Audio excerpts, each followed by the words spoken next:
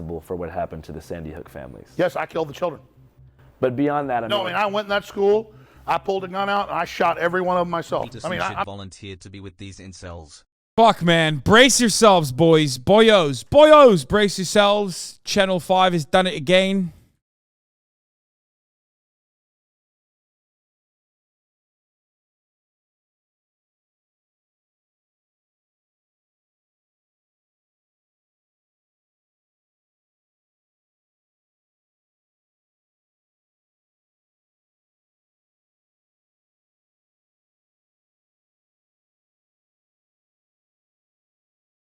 I'm guilty. It's true. No. But No, let's just, do I feel responsible that someone that played shoot 'em up video games on a bunch of drugs, went and killed a bunch of kids, and then the internet questioned it and I covered that? They staged Sandy Hook. The evidence is just overwhelming. We looked at all sides. We played devil's advocate from both sides. No, I don't feel responsible, and I don't apologize anymore. I'm done.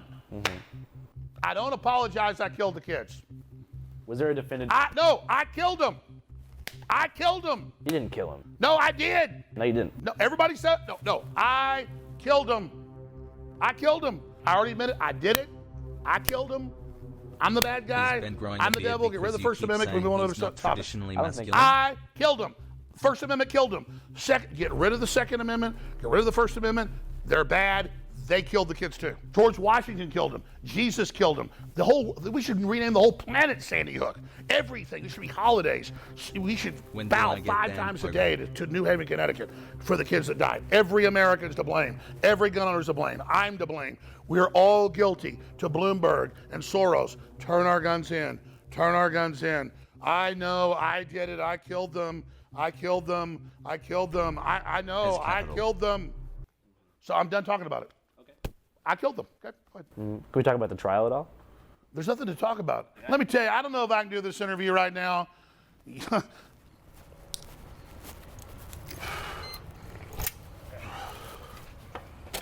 Do I get it? Kiss me, Aljan. I don't think you should keep doing that. What? Dude, I murdered those children. I did. I killed them myself. Still not a funny thing to say. Yeah, I get the point, but it's just like, fuck, man. Fuck it. Bro, when you got an InfoWars employee...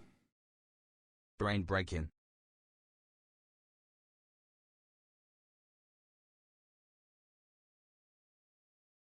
When you got an InfoWars employee saying, brother, you got to stop. That's when you know you've gone too far. For someone who supposedly hates like Nazis, you got like Owen Schroyer, like them. The most Amish looking InfoWars guy, out here being like, yeah, maybe you shouldn't say you killed the Sandy Hook's kids. Sandy Hook kids. Too much. I don't give a fuck, dude. I'm far beyond giving a fuck right now. I understand. You want to fucking take me on. No, but I'm just saying, they really, that wasn't their intention. A jury in the Alex Jones trial ordering the conspiracy theorists to pay $45.2 million to parents who lost their 6-year-old son in the Sandy Hook massacre for calling it a hoax. Every sin ever committed on earth in 10,000 years of history, I did it. The Night Stalker, the Zodiac Killer, I did it. Vietnam War, Hitler. I was actually Hitler. It wasn't Hitler. It was me. I did it. Oh my God, he shot his $1 million button. That's, I mean, million play button. That's kind of cool. Vietnam War, Hitler. I was actually Hitler. It wasn't Hitler. It was me. I'm not gonna lie, that's kind of cool. Also, what a relic, dude. YouTube, congratulations for surpassing 1 million subscribers. This right here, for everyone that's like kind of new to this, new to this internet thing, new to like being a leftist on the internet, YouTube gave InfoWars a 1 million subscriber play button. I don't even have mine yet. That's how shit used to be back in the day. That's when I was a fucking, young leftist on the internet. When I was a young leftist on the internet, YouTube was offering play buttons to the InfoWars channel. You understand? That's why it's always so funny when motherfuckers are like, bro, you're such a grifter, you're such a grifter. It's like, dog, I've been saying the same shit since like 2014, 2015. Back when it was infinitely less popular to say those things. -5. Will Neff just got the silver for Fear and. Yeah, I didn't get it. What the fuck? Where's my silver play button for the Fear and podcast? What's happening there? -5 Omega lol. You have to order it? I didn't even know that you were supposed to order it. Anyway, that's besides the point. Me. I did it. I was in a time machine in Germany. I did all that, okay? I did everything. And that's what I accept. So, you're here with the bad guy. You're here with the villain. Lex Luthor, right now. You're talking to him right now. You're talking to Lex Luthor. How's it feel? You don't feel like Lex Luthor to me. I invented cancer. How? I just did it. Doesn't matter. I created death. People didn't die before I was born. I created heartburn. I created hemorrhoids. I created hangovers. I created gingivitis. That's a bad one. I created hair loss. I created acne. I wish you didn't do that. I created bad breath. So yeah, He said, I wish you didn't do that. I wish you didn't do that one. I created bad breath. So yeah, now that we've accepted that. I invented Prozac that Adam Lanza was on.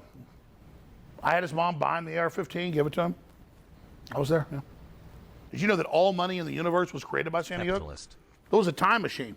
Before the Rothschilds created fractional reserve banking, before tally sticks, before gold coins, the Roman era, it was the Sandy Hook event that created all money, future and forward. Yeah. Everything is that. Everything. Well, I mean, how do you feel about like how your attorney did overall?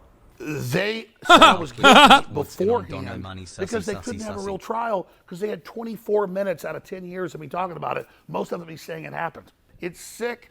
It's disgusting. I was being sarcastic earlier. I didn't kill the children. I'm not Jeffrey Dahmer. I didn't invent hemorrhoids. I simply question things, and they're trying to demonize me to say questioning things is a bad deal. And elementary school massacre, 26 dead, 27 dead now, 18 kids in Connecticut. When you got small children, this really gets to you. That's why the globalists use children's deaths to go after our guns, because they know it gets to us. So don't ever think the globalists that have hijacked this country wouldn't stage something like this. They kill little. This was 20 minutes after Sandy Hook happened. This is 3 hours after. 3 hours after Sandy Hook, he was already on the job. He was already like, yeah, it's fake. Globalists are doing it.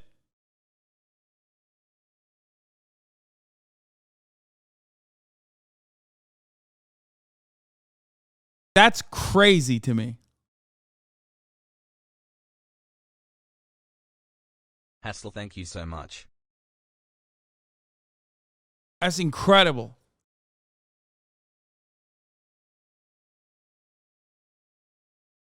Six dead, 27 dead now, 18 kids in Connecticut. When you got small children, this really gets to you. That's why the globalists use children's deaths to go after our guns, because they know it gets to us. So don't ever think the globalists that have hijacked this country wouldn't stage something like this. They kill little kids all day, every day. And it's not our government, it's the globalist. I really think they're going to try to come after the guns. It's going to start a civil war. I clearly believe from the evidence children were really killed in Sandy Hook, and it's a real tragedy. Unfortunately, evidence is beginning to come out. People who've been coached, people who've been given cue cards, people who are behaving like actors. I dropped Billy off and watched him go around the corner, and he never came back, all because of the guns. Won't you just turn your guns in for my son? I mean, folks, we've got video of Anderson Cooper with clear blue screen out there. Nothing can account for what happens to his nose. Early on, I said, well, they had to have killed somebody. I mean, this doesn't make sense. Then parents come out and start laughing and then turn to the camera and cry. No one died in 2012 in San. Damn, he did this more than I thought he did, low key. Like, I thought he just, like, said it a couple times. Like, I remember him saying that it was a false flag and stuff way back then. But he really he just kept getting fatter and fatter as he kept saying Sandy Hook was definitely a false flag, which is wild. Like, he just kept eating and saying Sandy Hook was a false flag while his hairline receded And he got more and more red.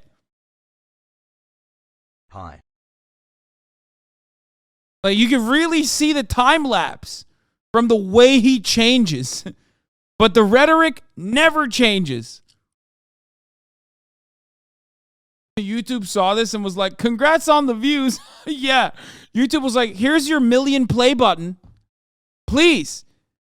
Thank you so much for your valuable contribution to the platform. Yes. Why, yes, we will keep elevating you on the fucking search bar, on the suggested search bar, on the recommended videos tab. Please. Please continue. Do not stop this.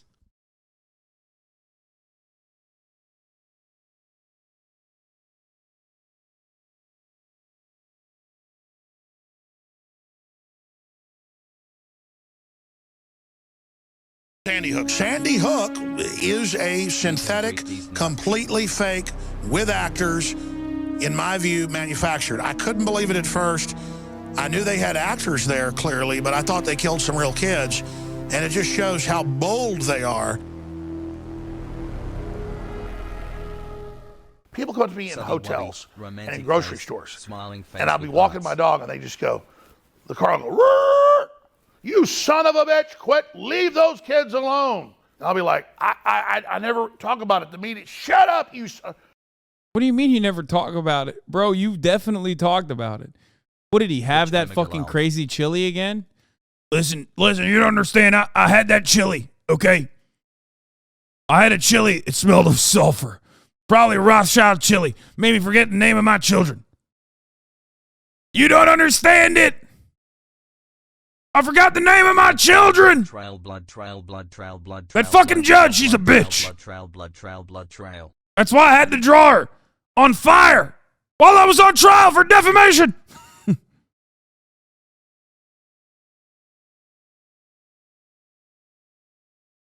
We love you, Hassan.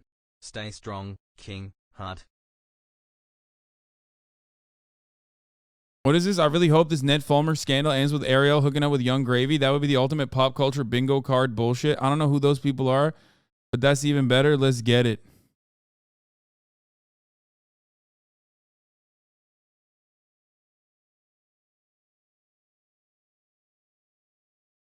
Can people stop fucking sending me Trevor Noah dating Dua Lipa? Can you guys please stop sending me this? Can you stop? Like, I got it. Okay? It's like the proximity makes it worse because, like, he also is a foreign political commentator who does whimsical and satirical political satire. Okay? Who's, like, ostensibly on the left. You understand? Like, it just, that makes it so much worse for me in particular because, like, you know, if she's dating like a musician or whatever, it's like, yeah, of course, like that's normal. Like, she's a musician, that person's a musician. Like, I could never be in that field. Hassle. Yeah, the only thing worse would have been if it was like Hassan Minhaj, okay? If it was Hassan Minhaj, it would have been like, that's it, it's over. It's GG's. I'm fucking, that's it. Like, literally named Hassan, also Muslim. Thank you for officially saving me, Hassle. He's not balding. You never had a chance. Shut the fuck up!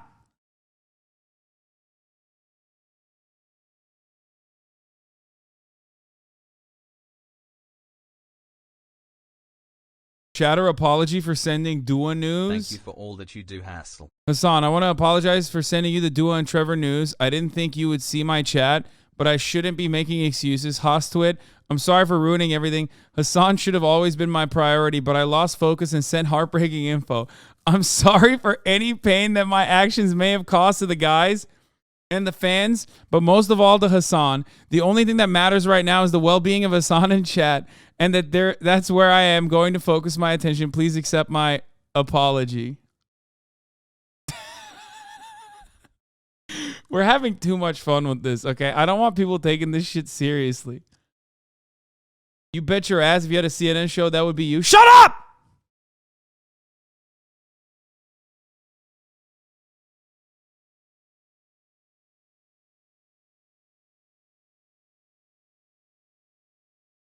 Yo.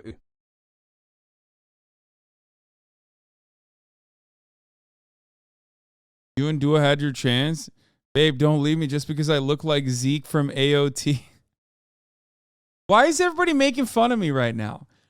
Look, can't you just be happy that Dua Lipa is happy with Trevor Noah, okay? Can't you just be happy for them?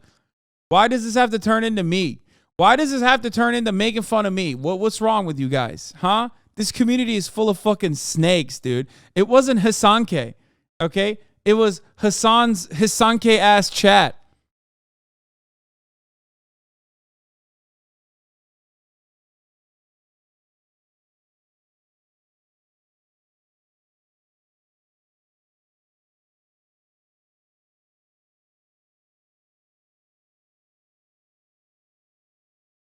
Whatever. They're fucking dating. That's great. I'm happy for them. I was in Walmart when the news dropped and a 6'4" Turkish man fell to his knees.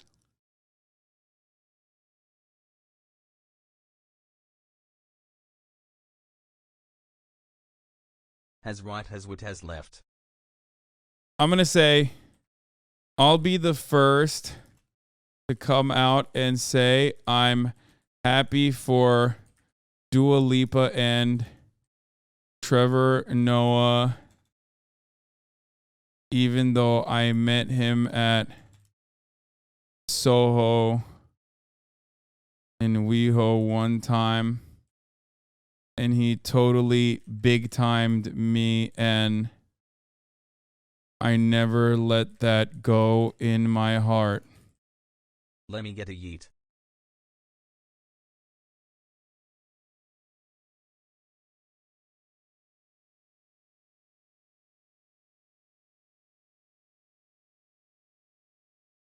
Damn it, Hasan, you didn't. Damn it, Hasan, you didn't show him Joe Rogan fast enough.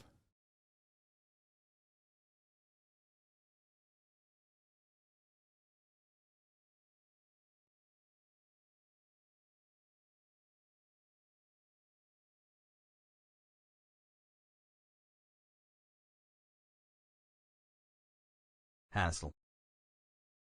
Let's just hope Trevor Noah doesn't start a Twitch stream. Trevor Noah dating her is a false flag, brother. No one was actually big timed at Soho House. Wake up. Hasan!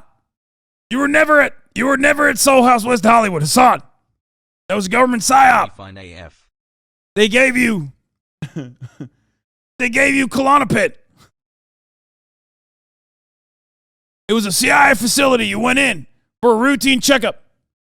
And they drugged you and hypnotized you into thinking that you actually met Trevor Noah at Soho House, West Hollywood. It was a false flag operation. Don't worry, bro. Trevor No Swag will bore her quickly and she'll get off his high-pitched ha laugh when he's watching the British version of The Office.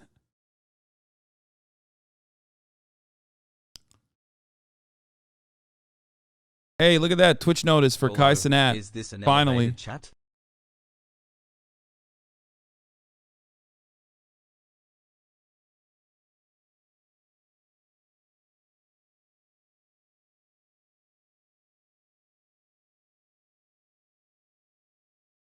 Twitch elevate Can this you watch a video with sussy. your chair now?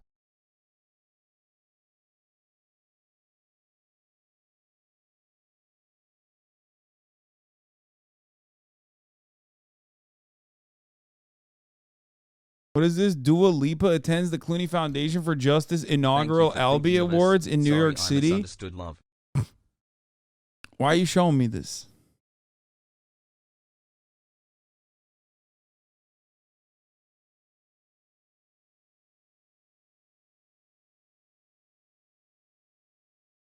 Love you, Hasan. Best stream ever.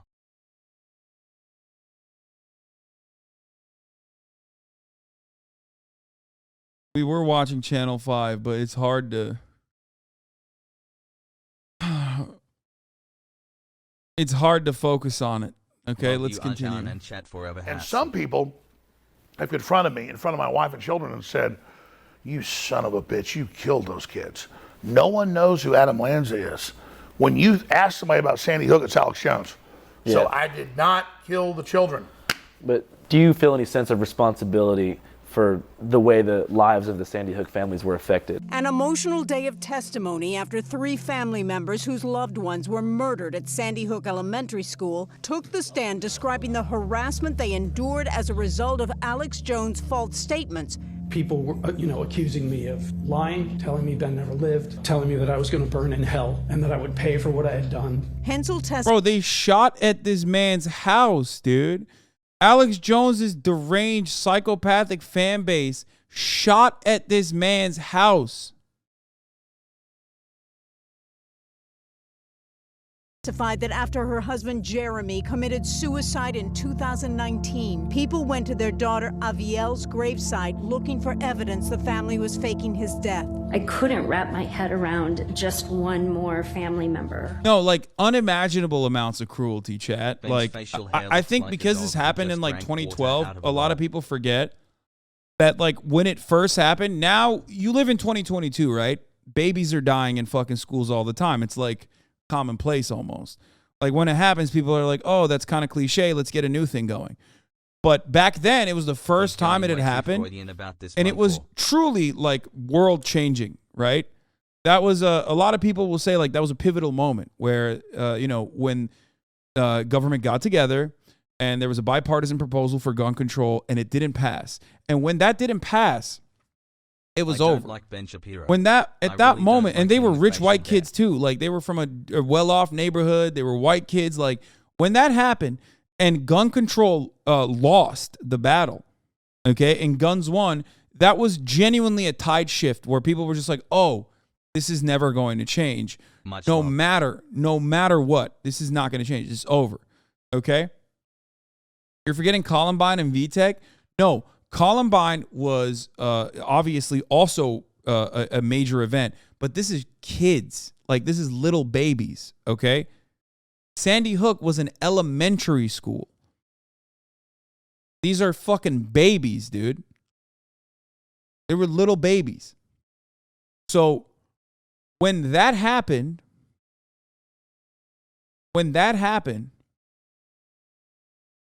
and there still was no gun control, a lot of people were like, oh, it's done. Like, it's done. It's just never going to happen.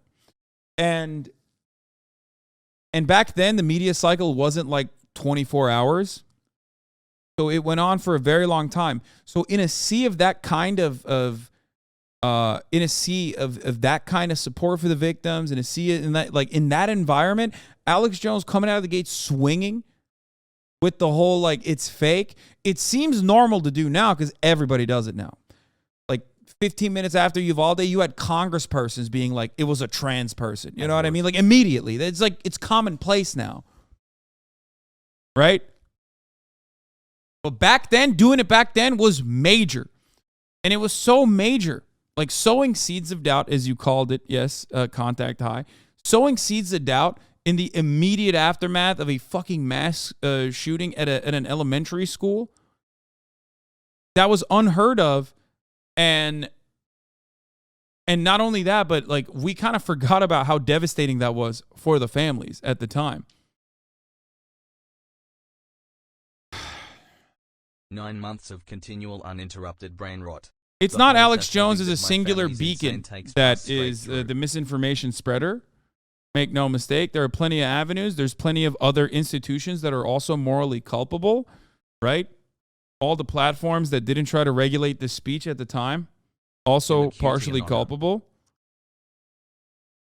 However, his fan base was the most deranged because he was the one who was like straight up out there, openly stating these agitative and completely false statements about the families. Made it just in time. Let's go. The rise of the crisis actor conspiracy movement. Yeah, it blew the fuck up since then. Being part of this narrative. It's an industry. It's a business. They got $73 million from Remington. They've sued all these different groups and people. So no, I didn't kill their kids. I already said I was sorry before they ever sued me. And now they've just attached themselves to my name and who I am. They can get all the judgments they want against me. I have hardly any money. All those articles you see, it's like made up. Almost all of it's not even true. You're not doing too good money-wise right now? I've never Like they had a financial expert in my rig trial, and he said InfoWars is worth 130 million, and Alex Jones is worth 270 million. I don't have $2 million in cash. I don't have stocks and bonds. I don't have all that stuff. So it's like a joke. They can have billion-dollar verdicts. It doesn't mean anything. So they're expecting you to pay $45 million. It's like 47 million or something like that total. You think that in time you'll be able to do that? Oh, no. It's what's ridiculous. Like, and they have 2 more trials coming up in Connecticut and in Texas. Everyone's like, yeah, we're gonna get him. He's like, they've built me up into like I'm this giant creature, like all powerful, like the Stay Puft Marshmallow Man. Hassle. None of it's real, so it's like it's funny actually. It's actually comical. I mean, it's actually hilarious. And then the Sandy Hook family. Yeah, me when I found out about. Me when I heard the rumors of Dua Lipa dating Trevor Noah confirmed. Ridiculous. Like, and they have 2 more trials coming up in Connecticut and in Texas. Creature, like all power. It's actually comical. I mean, it's actually hilarious. And then the Sandy, actually, it's actually. Yeah, this is it here. It's actually comical. I mean, it's actually hilarious. Just, not a big deal, whatever. And then the Sandy Hook families, they already got 73 million from Remington. They're sitting there thinking they're about to get this big payday, and it doesn't exist. Yeah. Are you going to be able to keep the studio open? Oh, I mean, I could do a show anywhere. I mean, they're not going to show anything. They could run off some of our employees. Yeah. They could shut down some of our people, which is their big job, to shut down America, get rid of American workers. I mean, that's the part for the course. But I mean, as long as I don't want to quit or they don't put me in prison, they can't stop anything. Was there a definitive year where big tech really teamed up to deplatform InfoWars? Yeah, it was 2018, early 2018. Bay Area tech giants are taking action against a prominent conspiracy theorist. Twitter gives Alex Jones the boot. Just into CNN, Facebook is purging right-wing conspiracy theorist Alex Jones. Apple, Facebook, Spotify, and YouTube all completely banned InfoWars within 12 hours of each other. Facebook said, "We have taken it down for glorifying violence and using dehumanizing language to describe people who are transgender, Muslim, and immigrants, which violates our hate speech policies." They had the heads of big tech, so they got together and colluded to shut me down. I knew they had to censor freedom because freedom was so popular. I mean, I knew that was coming, yeah. How did that affect your audience size? It didn't let us have, on average, that giant viral spread every day reaching 20, 30 million people. Instead, it was 3, 4 million people that were hardcore, but then they understood there was censorship, so they were grassroots putting it out. So it actually made it more underground and more avant-garde, more black sheep, more rebel, and more outlaw. And so made it more successful in a way. What would you do if you had a time machine? I think even though I got caught in their Sandy Hook trap, and I was covered other people's theories and barely did it, wasn't much of what I did on the on the timeline. I think I'd do it all again. I think this is going to bring us to something bigger. What?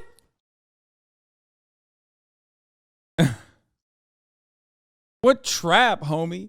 He calls it a trap because he got trapped into what? Saying it was a false flag? Like, nobody stopped. Nobody forced you to say it.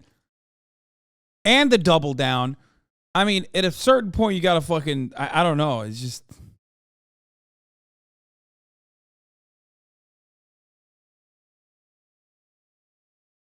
I mean, technically, if I had it all over to do again, I wouldn't have been caught in that trap.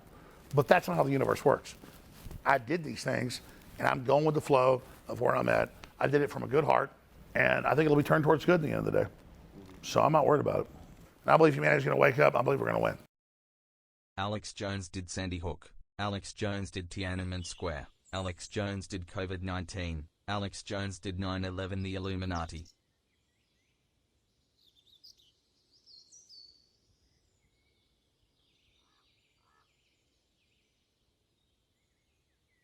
He is my Higa. That's fucking crazy that he's just so remorseful, dude.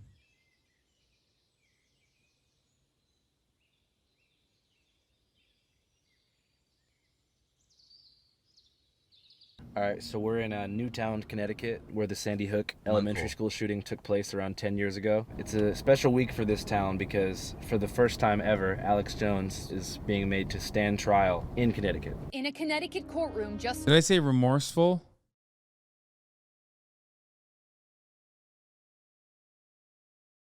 Bro, I really got to take a fucking Runners day got off me or back something. into Remorseless! Good so far. Remorseless! Motherfuckers know what I mean. Why are you like this? Devoid of remorse. Fuck. 20 miles from Sandy Hook, conspiracy theorist Alex Jones taking the stand, forced to face his own lies. So right now we're on our way to go meet up with a trial attorney named Mark Bankston, who represented the Sandy Hook families in the previous defamation case in Texas. Nobody thinks you killed the kid. Nobody thinks that, Alex. What you did, what you killed, is their ability to get over the death of their children. Look, I'm a parent, and I know my job. My job is to protect my kid. They couldn't be with their kids on December 12th, 2012, right? Like, they couldn't do that. And so when that happened, their job changed. Their job became to protect their kid's legacy. And so every day that this kept going on and they couldn't stop it, these parents are feeling like they're failing their kids over and over and over again. And I put that on Alex Jones more than anybody else in the country. So, for those who don't know, can you describe the extent of the harassment that was experienced by the Sandy Hook families? There's no way I could do it just sitting here with you. It's unreal. Initially, it just started with rough contacts. You get people who were emailing them, people would find out their phone number, call them on the phone. But then you had people starting to show up in Newtown and destroy the memorials they had for their kids. They had people showing up at their homes, knocking on their door. They had people going around and talking to their neighbors.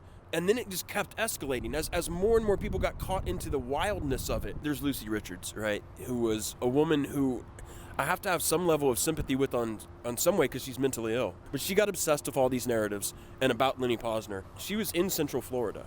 And when it got disclosed that that's where Lenny had moved to, and InfoWars put up his Boca Raton mailbox where he picks up his mail. Well, I've got an article here from a guy, I think was our last caller. He's been getting all kinds of grief from Mr. Posner. Social media shut down due to Sandy Hook false copyrights. What's interesting is they list the address for the Honor Network in Boca Raton, Florida, 908 North Dixie Highway. There is no suite, but it's got 2 different buildings listed that address. Well, we'll just start investigating that. And I guess I'm going to have to probably go on up to Newtown. I'm going to have to probably go investigate Florida as well. What the fuck? She decided, okay, that's my call to action.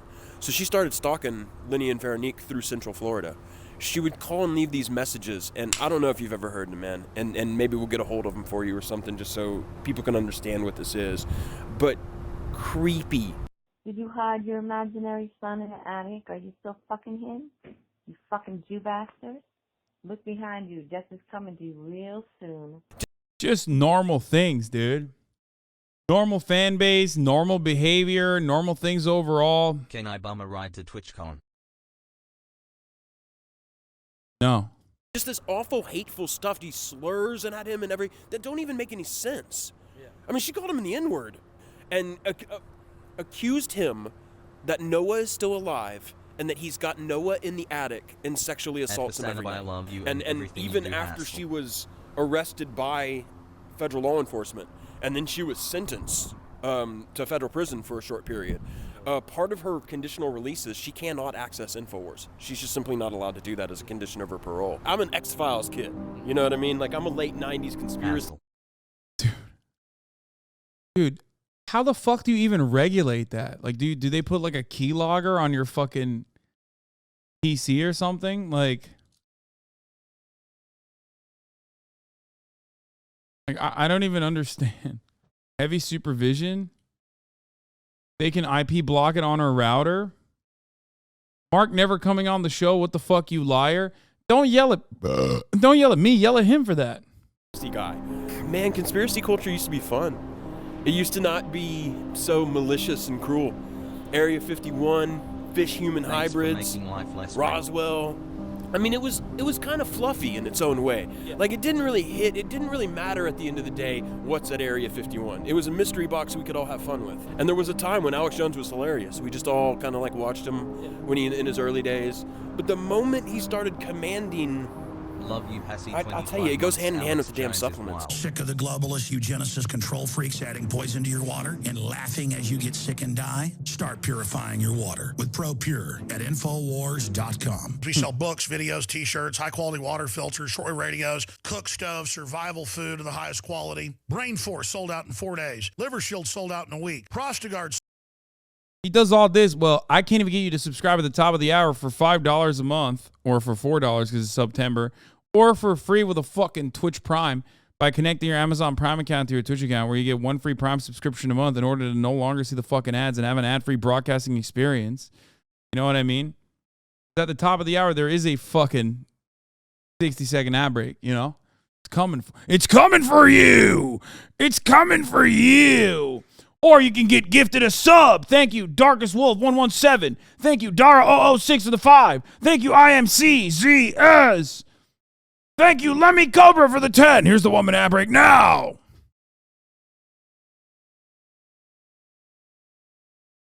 God damn! Tag for Band Evasion. Thank you for the 5 tier 1 gifted subs. E. Bridget with the 5. Mr. Jolly Roger with the 10. I'm sorry for your L. At HasanAbi. Thank you, Oat MILF, for the 5. What the fuck is an Oat MILF? Don't at me if your sub badge don't go to the shiki. Sold out in a month. We have the highest. Thank you, F. quality Porzio, for the 5. And Ray WR for the 10. Buy the prepackaged food, right? The government has released radiation into the environment by the iodine. You know, we were seeing that basically. Thank you, right after the Oxmonk, month of Sandy Hook, his traffic went up darn near 50% from all the coverage he was doing that month of the hoax. So that caused them to double down because they've testified on the record. Thank you, See Abby traffic Jean, spikes, for the we try 5. to emulate that. When Alex Jones said the school wasn't an operating school, when he said paramedics never even entered the building, when he said there are pictures of the children who they Thank you, Twubbles, for the 5. Okay, stop. Enough. say died who are still alive, he didn't believe that shit. I don't believe Alex Jones thinks there's anything fishy about Sandy Hook, but he's going to keep saying it even right now. You know, he's still going to be weird about it. Why? It's not a matter of whether you believe it or not. It's a matter of whether you have carved a groove in your personality that the wheel just goes in that rut now. I think it would force a moment of ego he's not ready to confront. The InfoWars store is like the main revenue source, yeah? I mean, if I need it to be, if I need to, I can go to supporters and just get straight donations. Yeah. So how do you go about doing that? Just ask them for I the want money. to invent a sport that involves The strong jury came in transgender this women evening like baseball. with $4.2 million. I admitted that I followed disinformation, but not on purpose. I apologize to the families. What I did to those families was wrong, but I didn't do it on purpose. We are so broke. But if you don't fund us, if you don't buy products, InfoWarsStore.com, we will shut down. So get a t-shirt, get a book, get Body's Ultimate Turmeric Formula, get Vitamin Mineral Fusion, get them all at InfoWarsStore.com and keep us on the air. What do you think he deserves at the end of this road? To no longer be in public life, right? Like, I don't... People have been like, oh, you're out to destroy Alex Jones. I don't want to destroy him. I don't care. If he wants to work at Safeway or manage a Sprint store, I don't care.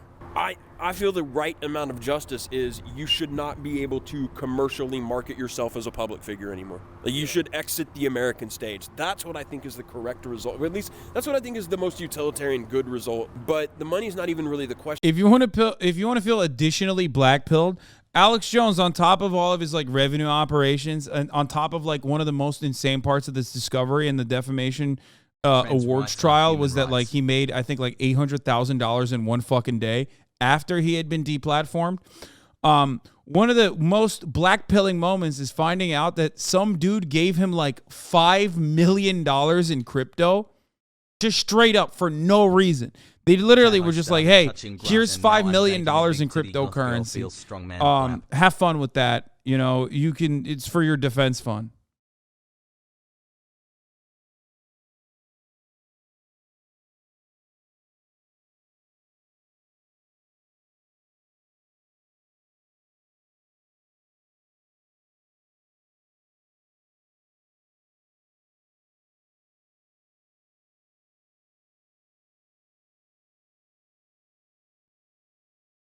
For me, the question is, will this suit be successful at stopping him from being on the national stage?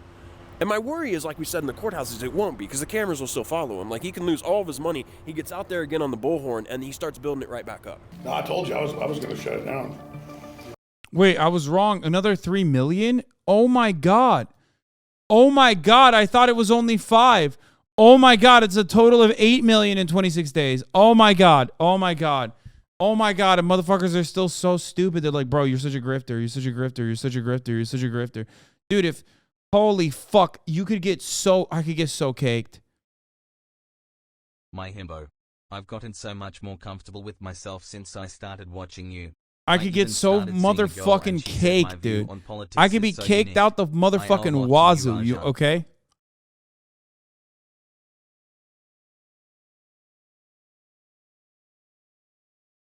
Anytime Chad asks what's a grifter, Just ask him for the money. To invent a sport that involves The jury throwing came in this transgender women evening like baseballs. with $4.2 million.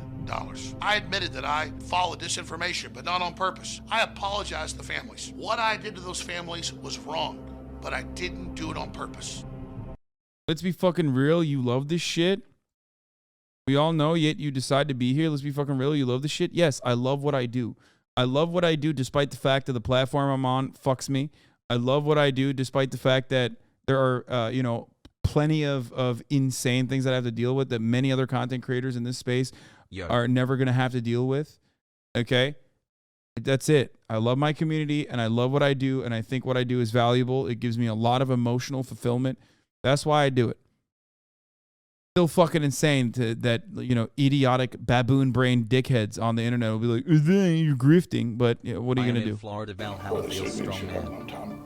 Not happening now. You were going to shut down InfoWars? I was going to hand it off to the people. Not now. It's not a labor of love now, it's a labor of war. We ain't shutting shit down. So the question is, can this cause of action against Jones on behalf of these parents come to represent something bigger? Is it a bigger referendum on the false things he's saying? I hope so, man. I hope so. Where do you see yourself in 10 years? I see me picking my teeth, my enemy's bones. Sorry, you just don't have that lib boy swag like Trevor Noah does. And okay, stop mentioning Trevor Noah, please. No shit. I enjoy watching you for news. What's the point of inputting an external take like Alex Jones does? Is it purely a clout thing, or is he that nuts? Brother, did you not just hear me say he made $800,000 in one day? His entire operation hinges on creating new false narratives that he can fucking milk his like delusional fan base out of money off of. That's it. He'll say the government is poisoning the water supply, and then immediately follow that up with, but if you want clean water, then all you need to do is go to alexjones.com, infowars.com, and buy my new straw, my new water filter. Okay? He'll say like, you know, I mean, he will use a 10-year lawsuit, 10 years of himself and his fan base aggressively attacking the victims of Sandy Hook, and turn that into an operation where he gets $8 million in crypto over the course of 28 days. Now you tell me. And he has wiggle in chat? He's not doing it out of the love of the game. I mean, he might love the attention he gets and shit, certainly. But he's doing it because he's making a fuckload of money too. Of God, but yet he's told the whole world that 26 people died in his church when nobody died. He's a liar. Let's go, Frank. Let's go polygraph right now. I've got a man in San Antonio. Comment you just made, knowing my 14-year-old daughter's laying. You're a liar, Frank. You're a filthy liar, Frank. You know? You're a demon, Frank. You should be able to provide the evidence more than anybody on this planet. This guy should be able to provide evidence of a death that happened at this church. We've had to learn to deal with these sick fuckers that are saying this stuff, that are out there claiming that we're not real people, claiming that we're actors. We don't give a shit what you say. We're not afraid. It's a horrible thing to think that 17 children got murdered, but it's even more disturbing to think that the government would do something like this and present it as a real event when it's a little bit of TOS here. A lot of today's hoaxers are mentally ill, and they think that what they see on the web and TV is just a reality show. And so if it's a reality show, then everything is staged, then everyone is an actor. This isn't a fucking conspiracy. This is real life, and people are fucking dying.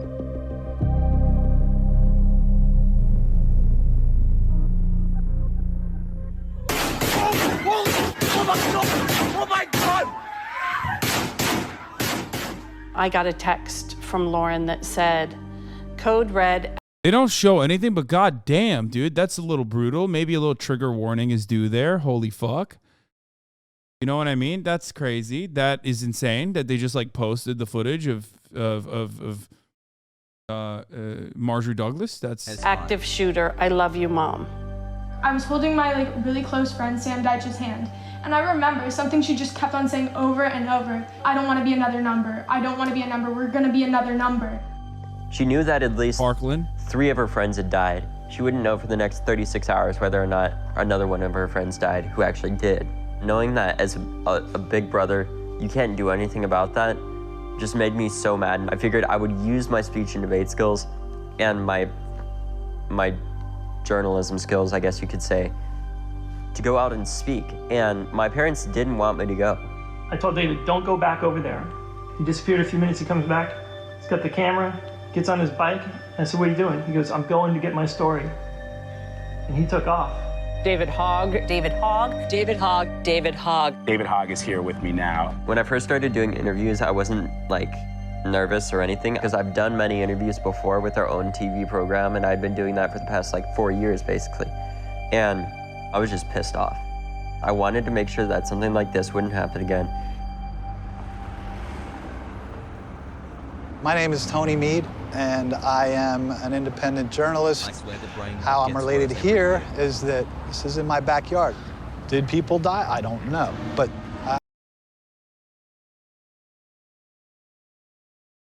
oh my God. How? Oh my God. How can human beings be this way, bro? I mean, dude, guys, you want to know the most fucked up shit? This is an older video. So this didn't come out back then. I don't know if it'll feature it. But you want to know the truth of brain brokenness? You want to know the peak brain rot?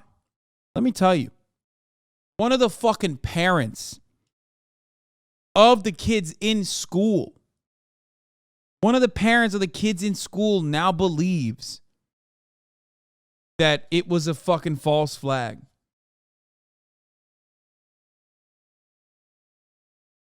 Hassle.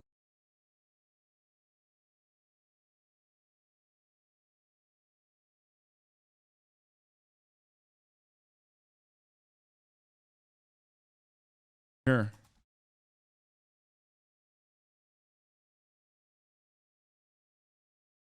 I joined a union recently and it's the best thing I've ever done. A Parkland shooting survivor's dad found QAnon and is now convinced the massacre was a hoax and his son was a paid actor. This came out last year.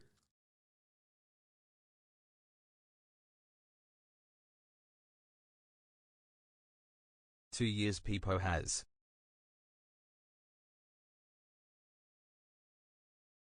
What do you do with that? What do you do with that? The teen said his dad now believes that the deadly 2018 shooting was a false flag event. As flex. Yeah, Alt F4, dude. Alt F4 from society at that point. You know what I mean? Alt Tab.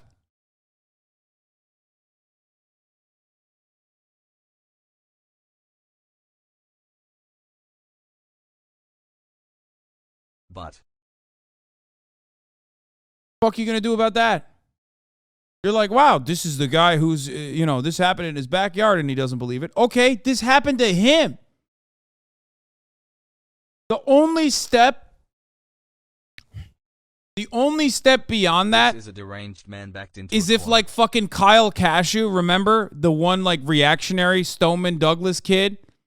If he came out and said it was fake. That's it. There's literally like the one layer more insane than this is if one of the victims directly who was shot was like, nah, it was a false flag. Fucking weird. Monetizing like there's nothing more insane than this. Lane is so weird at HasanAbi. Like someone was like, yeah, I got shot, but it was a false flag actually. I didn't really get shot. Fog.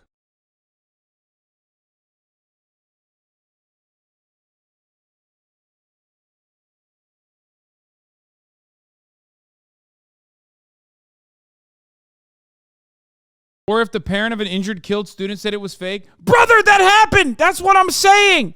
That's this! Awesome content. Keep it up. You're looking at it! Yeah, how crazy is that, right? If a parent of a fucking victim that was killed in Parkland came out and said it was fake. Well, that's right. That's what you're looking at. I know. Oh, sorry. It's a survivor. Sorry. This is a survivor's dad.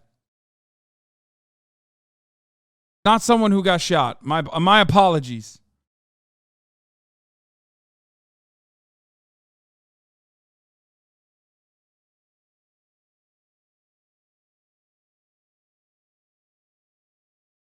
He's a small binue.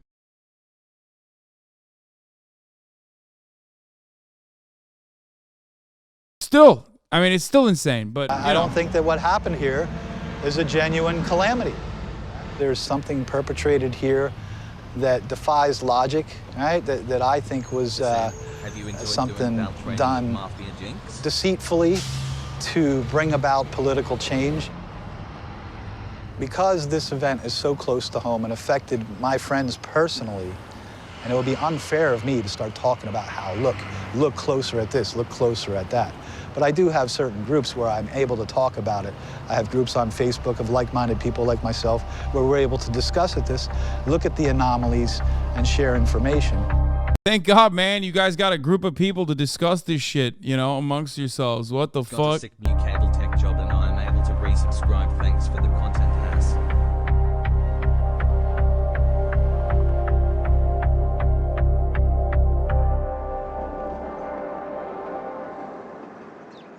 I go by Side Thorn, and this is Conspiracy Granny. Thanks for being And what we do is we go to these false flag hoaxes.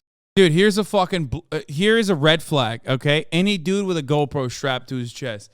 You see a motherfucker, a civilian with a body camera, know that you are about to have the most unhinged conversation and it's probably going to appear on some fucking like Second Amendment auditor YouTube channel, okay? And we prove them wrong. This lady is called Conspiracy Grandma. Like, dude, what is happening? You're literally like, hey, what's up, guys? I'm insane psychopathic pedophile here, you know, and this is my YouTube channel. Like, what the fuck is that? You literally just like named it yourself. You named your fucking channel off of being a conspiracy grandma.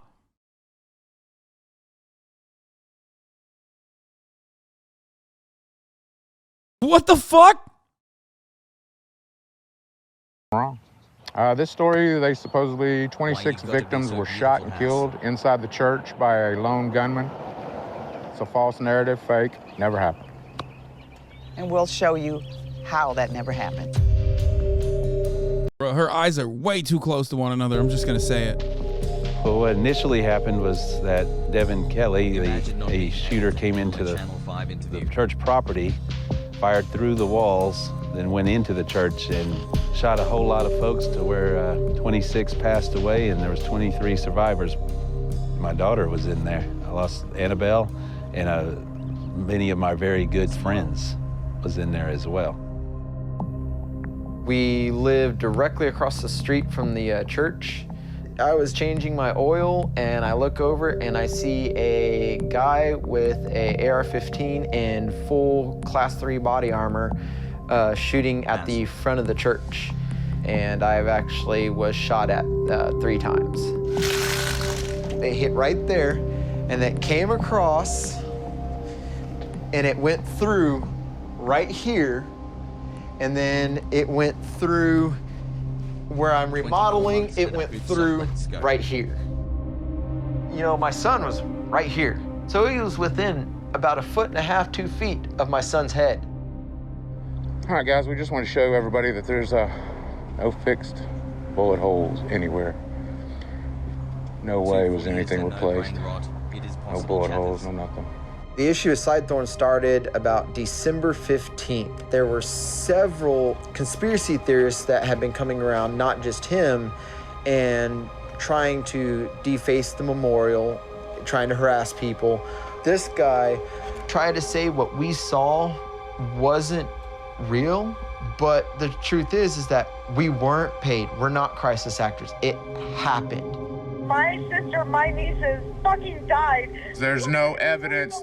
There is no... Dude, imagine fucking debating. Like, imagine debate lording a victim's family. Just like, you can't disprove it. No evidence showing. Like at a certain point, you gotta take a deep breath and be like, okay, maybe I should fucking stop. Like I'm a bad piece of shit person. Like I should probably stop it. Nope. No point in time does that ever happen. That they are dead at all, that they even existed. What? I'm gonna have all those bodies exhumed. That means I'm gonna have them dug up. Do you understand? The fact that he calls the victims and harasses people who lost their daughters, their moms, their dads, their grandmothers, I just can't explain why any human being would be this way. People didn't get to see the dead bodies. Everything was tightly closed, and they cleaned up very, very fast because of how horrific it was. And I think that's what leads to people thinking it didn't happen. Attention, Sutherland Springs. We're offering a $100,000 reward for proof of death for any of these supposed victims. There have been a few people who've reached out and offered to show death certificates and birth certificates and stuff. I don't think he really wants proof, and I don't think he's going to give you $100,000 for it either. You will not threaten the truth. You will bow down to the truth. There's been more of these false flag operations. They're called psychological operations. They should show the bodies every time? Fuck no. These people look at the bodies and go, that's makeup. What are you, crazy? No, man. No amount of evidence is going to fucking allow these people to, like, recognize the truth. They're fucking brain dead. The only thing you can do is try to plug the dam, okay? There's too many holes already. You just got to try and plug the dam. You got to plug the dam. You got to plug the dam. Part of that is, unironically, suppressing the speech of fucking psychopathic people like Alex Jones. If they keep doing it. And it doesn't make sense for them to stop doing it because this is how they make money. There's nothing you can do about it. Have you never talked to people like this? I mean, maybe not people this unhinged, but like, you see how some of these motherfuckers are like when they're in the chat. They'll come in and they'll say something. I will disprove it immediately. They'll turn around and latch on to my counter and pick something from the counter or move the goalposts immediately. Or use my counter as a way to reconfirm their suspicions. This is just how it is.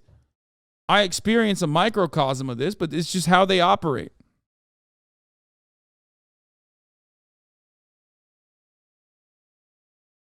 They're by the Department of Homeland Security, and they're being forefront by the FBI. That's who's controlling the narrative on these, and they're working with crisis actors. We were right there by the car, by the gas pump 3. The gas pump 3? And we heard the shots go off again, and that's when we saw that he was standing out there shooting at the building. Scythorn had been coming by the store. That's when he started accusing that I was in with the FBI and this was all a conspiracy. I asked him to please leave. And he said, no, you need to verify this story. And I said, no, sir, I'm not verifying anything because it's not true. And he kept on insisting. Exposed that this was a drill? Right. This was no damn drill. This was evil. How do you know if anybody was actually killed? Please do not bother me with this anymore. Okay. I lost my loved ones and I lost all my friends and I witnessed this evil thing. And whatever conspiracy thing or whatever crap that is out there. You mean the truth? It's crap. It's not the truth. How do they make money? Often they just have intergenerational wealth, low cost of living, have a house that was like left down, like have a house that like someone gave them, you know what I mean? Their parents or some shit. Small business owners. That's usually how it works. There's so many people like this, man. There's so many fucking people like this. A scripted play. That's exactly what every one of them are. They're scripted. It's not possible for them to prove a single one that we've looked at. Someone say you don't see these dudes in San Francisco, too expensive.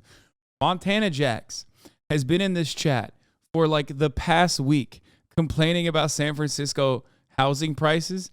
And I respect it because like he's right. It's really bad. But every time, every issue doesn't have to turn into San Francisco and how expensive living is there, man. Let me pull the card up here. You'll see. You'll see what I mean. Where was it? Damn, this motherfucker writes a lot in the chat. Holy shit. Woo baby.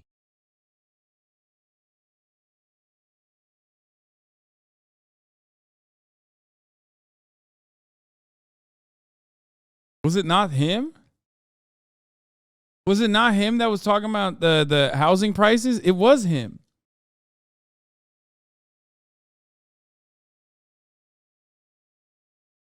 Am I crazy?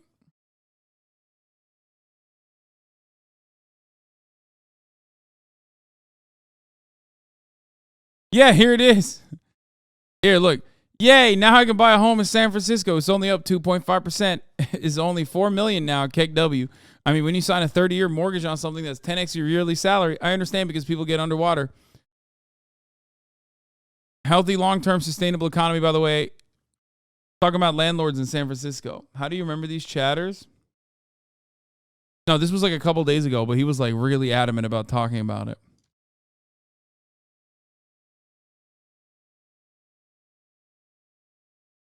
San Francisco housing market broke this man, which is understandable because it is very broken. No, I've been spamming for days. Sorry, Keck W. No, it was just I need a life. Sorry, lol. No, it's okay, man. Don't worry about it. I mean, it's an understandable thing to be upset about.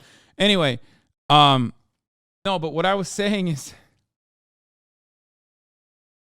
what I was saying was you're right.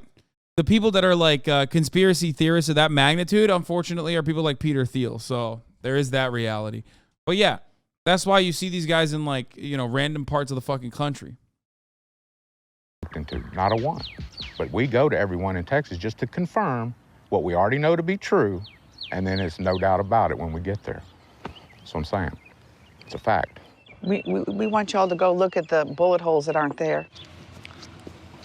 A portion of hoaxers have no problem with targeting victims, and they don't care if they're hurting people. They feel that they are absolutely in the right, and that these are the villains in this big, you know, multiplayer online game, and they're part of the good guys, so they have no concern. I can't believe the church didn't. I can't believe the church fixed the bullet holes up instead of keeping them. It's fucked up. Must be a conspiracy. Must mean that no bullet holes ever existed to begin with.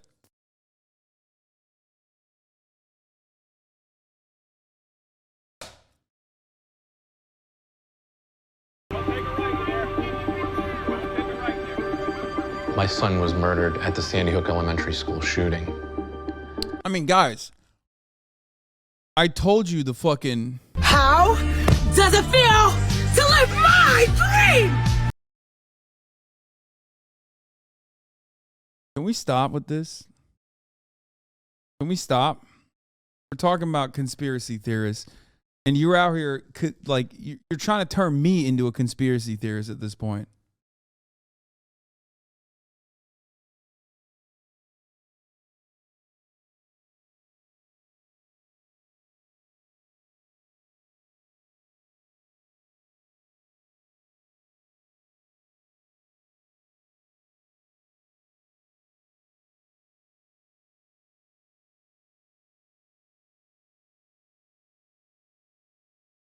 Look, these guys are so unhinged. I've talked about this before. I know people, okay? I know like relatives of people I know that were there at January 6th. They still maintain the position that Antifa is responsible for January 6th. Let's go. They were there. They still think it was... It's like, do you not hear the words coming out of your mouth? Are you saying you're Antifa? They were fucking there, and they still say it was Antifa. How do you reason with that person?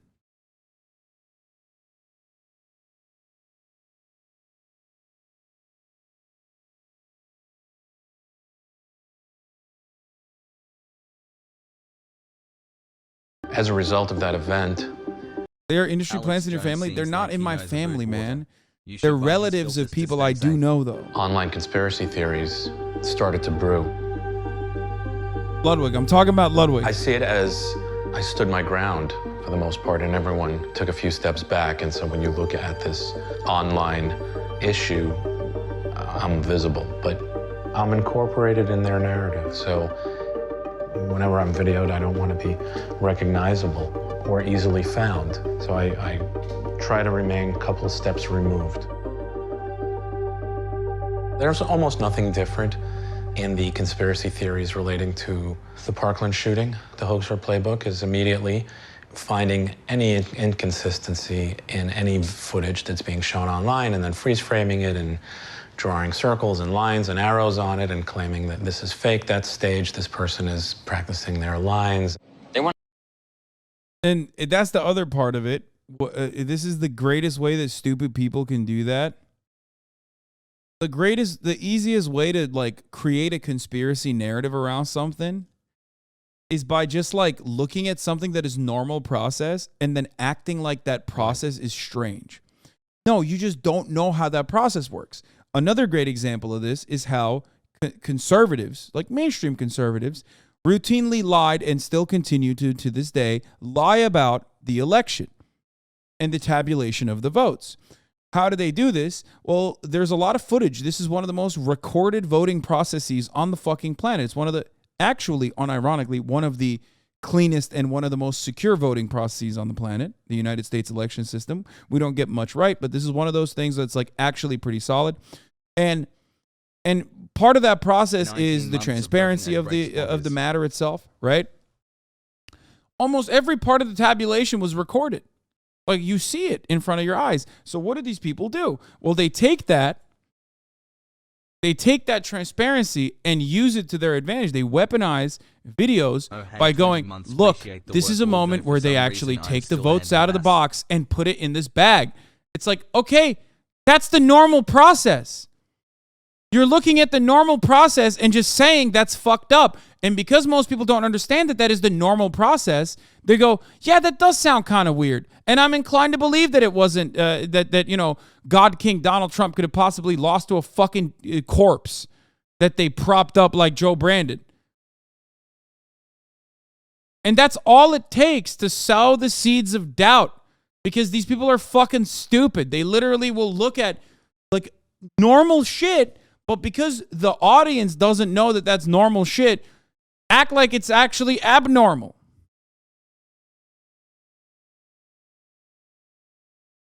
They want to scare us. They want to make us feel unsafe. Television is the David Hogg channel now. He's on everywhere. And I know scripted PR when I hear it. One of them went into a bathroom in the same, I believe, in the same hallway as the shooter. Well, hold on. One of them went into the same bathroom, I believe, as the hallway shooter. That's called a soundbite.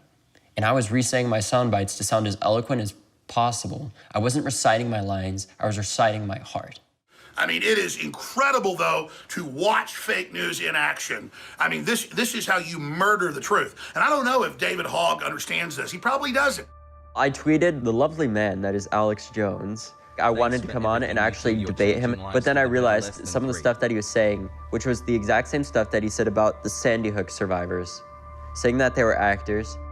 Then we see footage of one of the reported fathers of the victims, Robbie Parker, doing classic acting training where he's laughing and joking, and they say, hey, we're live, and he goes, oh. And maybe that's real. I'm sure it is. He's doing that exact same stuff, and knowing that he had done that before, I wasn't going to give him time of day. We didn't say you were a crisis actor and believe this happened. We just pointed out that you're an admitted actor and journalism student and said that you're anti-gun and that you're being fed talking points. Alex Jones was probably the first one that created the narrative of Sandy Hook victim dies again. In 2015, there was a school tragedy. That is fucking bananas. In Peshawar, Pakistan, where the Taliban had killed 150 people. And Noah's image appeared on the school grounds during vigils. And perhaps they were trying to say, we kind of feel your pain. We have the same tragedies that happen. That InfoWars short news article was then echoed thousands of times online. I'm the administrator. How are you going to fucking sit here and blame the full-blown responsibility exclusively on Alex Jones when you just saw that? When you saw that number? This is not just on Alex Jones. He bears the majority of the blame. Well, you're going to fucking sit here and act like Facebook does not have the responsibility to monitor this? I mean, are you kidding me? Same with TikTok. Same with all these fucking platforms, dude. It's crazy. It's madness. They made so much money off this shit because that means more eyeballs, more clicks, more time spent on site.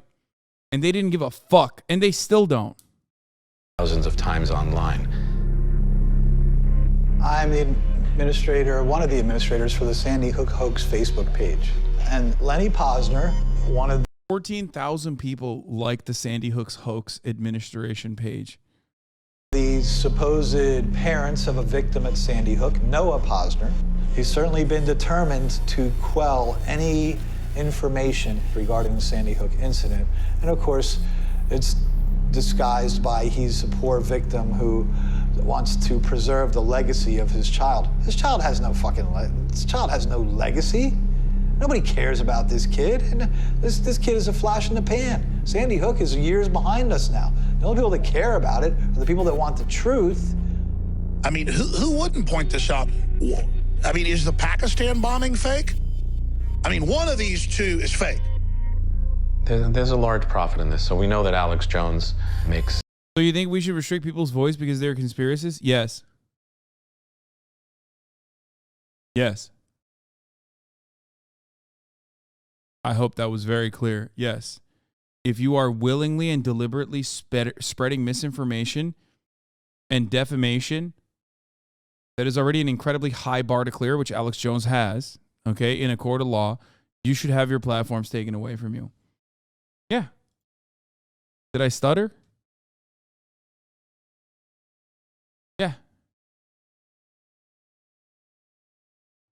What position are you taking? You're literally, are you pro misinformation in this?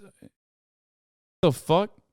Chatters will literally come in here and be like, nah, dog, you should be able to spread misinformation that literally gives people schizophrenia.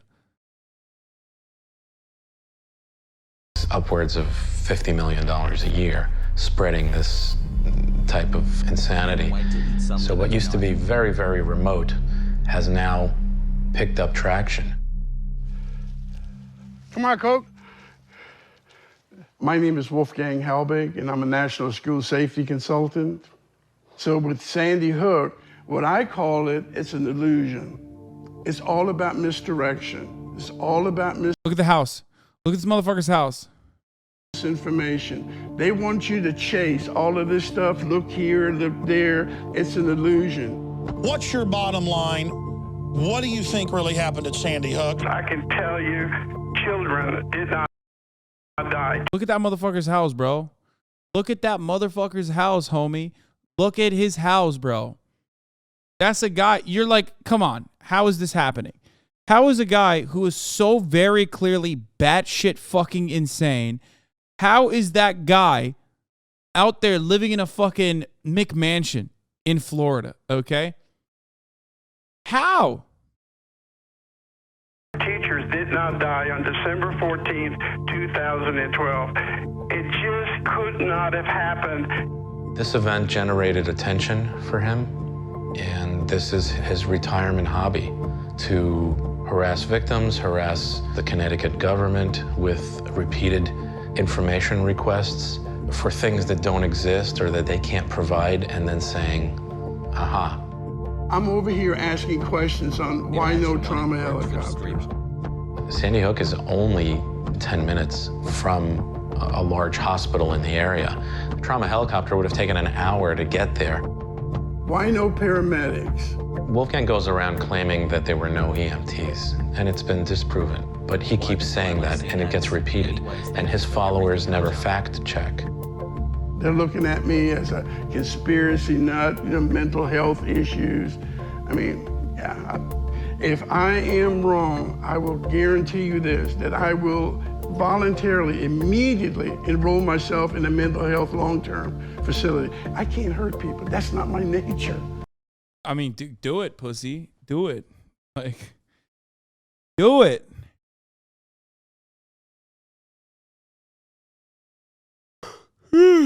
Come on, let's go. And these mass casualty shootings have a huge impact on our emotions, on our hearts, and how we think.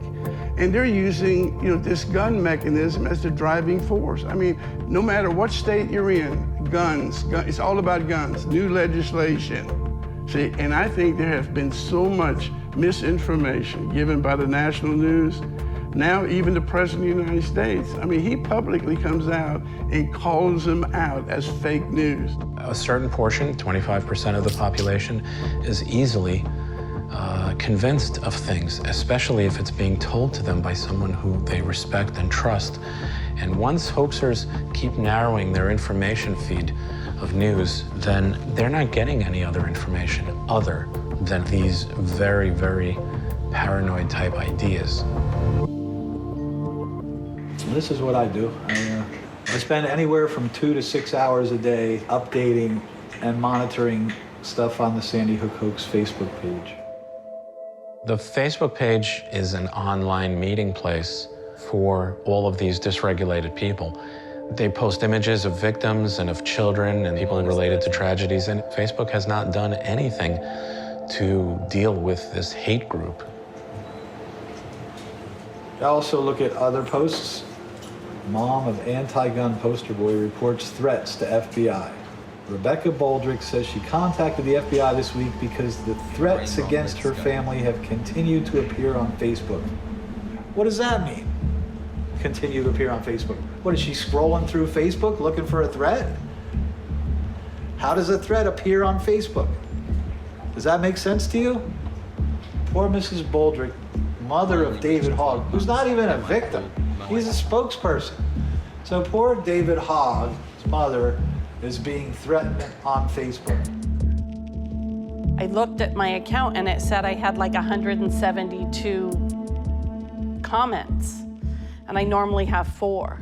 Most of them have been very general and just kind of hurtful, but there was one that talked about David's birthday and that he's going to be killed on his birthday, and that really, really bothered me, and I notified the FBI. This man, my friends have just gone after, which seems to be the most effective strategy. So his friends and neighbors know that he is harassing victims of the Douglas shooting.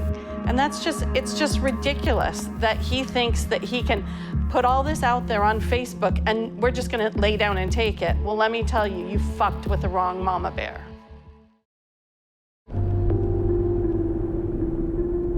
I don't question. How does nobody kick the shit out of these people? Well, it doesn't hurt that they're some of the most litigious freaks on the planet with a lot of disposable income, if you haven't noticed. That probably factors into the reasons as to why they're like relatively protected. Upper middle class, bored, have a lot of disposable income. They just have a lot of time on their hands. They're fucking crazy. And they love the attention. That's another thing. Remember how, here, I'm using like a microcosm example once again, not saying that this is any way, shape, or form similar, like what I experience on a daily basis, anywhere similar to like the victims of these sorts of school shootings. But the mania is pretty similar, right? Like you have these cyber stalking, like lolcow communities and shit. Like the way they are like nonstop doing this sort of stuff, or they like come into the chat with like 1 million different stock accounts and write crazy shit in there. The reason why they do it is so that they get attention. They want attention. They want to hurt these people because they also partially thrive on that attention. They like are desperate. So I think like the mental illness and the way that these guys are deranged are similar. Question myself. And I'm also a good person. I don't question my morality. I've always been good to people. I don't do what I do and to hurt anyone, you know? And they want to know, what if you're wrong? Oh, I'm going to be so sorry and apologetic to everyone. But it's like, what if water's not wet, okay? What if the sky's not blue? Well, I think it'll get a lot worse. They are turning these conspiracy ideas against people, against victims. And that's a very dark evolution. Right now, the internet is a largely unregulated space. We've seen the empowerment of the mentally ill and the mentally ill ideas have been spreading. Let's go show them the sign that they scratched out our name, because I got a bigger marker this time. Hey, tone it down. Yeah, go ahead. Like, look, they got nice cars and shit. Like, upper middle class motherfuckers with a lot of time, dude. See this?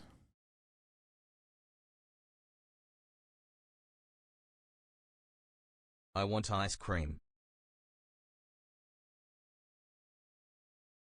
Yeah, we're gonna show you where we. Video came out in 2018. Where we're. Hey! Hey, well, look at this, guys. Hey, there's Mr. Palmer. You working on electric? I am. Frank Pomeroy. I am. And I've been waiting on this day so I can. Hey, come on, guys. Come on, guys. Come on, my property. There we go. We knew this had to come one day. Did you hear that, guys? Did you hear that? He's out telling us we're not welcome on his property. Why is that, Frank? Because we've already. Well, I need to give Frank a new flyer anyway, man. Yeah, you do that. This is the pastor of the church, guys. Since I'm on the main player in this charade. Yeah. Because I've already had to deal with one person that didn't have a full grasp on reality, and we're scared to deal with another person that doesn't have a grasp. Frank, would you like to put that in writing, sir, and take a polygraph right now for $100,000? One, I don't think you have $5. Oh, Frank, now you've got the evidence? No different. You got the evidence? Than the man who came and shot. No one came to this place, you lying sack of shit, government motherfucking sellout bitch. You're a demon, Frank. And you're a demon, and I represent the righteousness of God. And you're a demon with a big mouth. You're a demon. That's the pastor, by the way. The only way that I could get a trespassing warning placed against him was I had to formally warn him by voice. I had to engage with him. And so for the last month, we have been trying. Like, he's talking at a church that was shot at to the pastor, survived the shooting, calling him a fucking demon, a government demon. Trying to catch him and him not see us coming because he would run if he knew we were coming. I'm supposing he did not realize it was me inside the vehicle that he walked up by, and I was able to get out and engage him and told him that he was no longer welcome on the property. From there, he just got loud and just degrading. The reality is you don't have a photograph of a victim, you don't have any death certificates, you don't have any birth certificates, you don't have shit, Frank.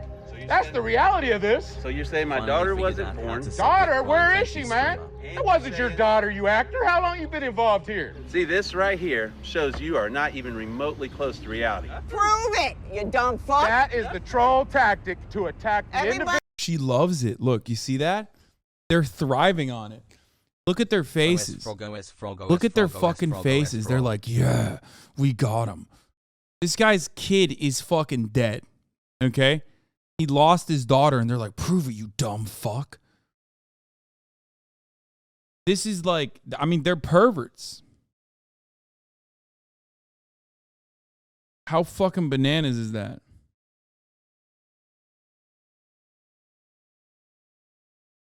Okay, just because the merch is cool doesn't change what I said, okay? Shut up about how cool the merch looks.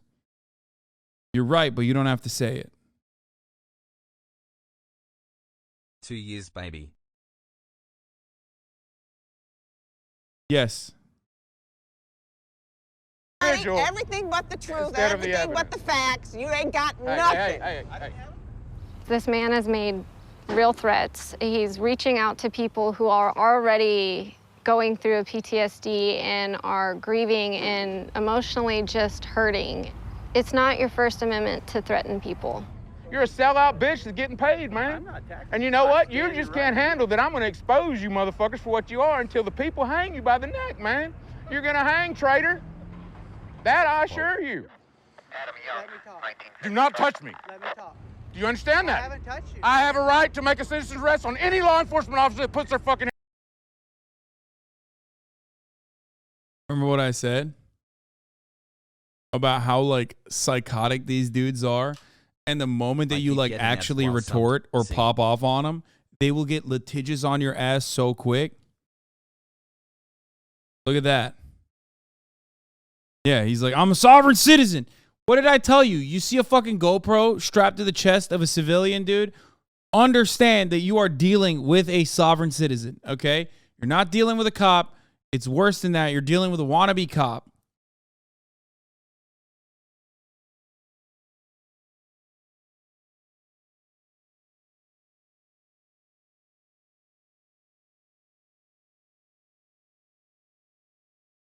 Hands on me. Do you understand that's assault? Do you understand? Let me talk. No, you tell me you understand I have the right as a citizen to make a citizen's arrest. Yes or no? Let me Yes talk. or no? Let me talk. Yes or no? Hey, there you Turn go. around. Turn around. Put your hands behind your back. Did you? Put your hands behind your back. Now, what am I being arrested for? Criminal trespassing. Quit resisting. Criminal trespassing. You see him hit me in the back? You see him hit me in the back? Stop See him hit me in the back? You got the truck?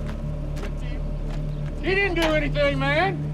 What are you doing? He didn't go. Don't resist. Even though everyone. God damn, dude. Police violence and police brutality Sad when hits you dropping so your different own when you see it when it's like pig on pig.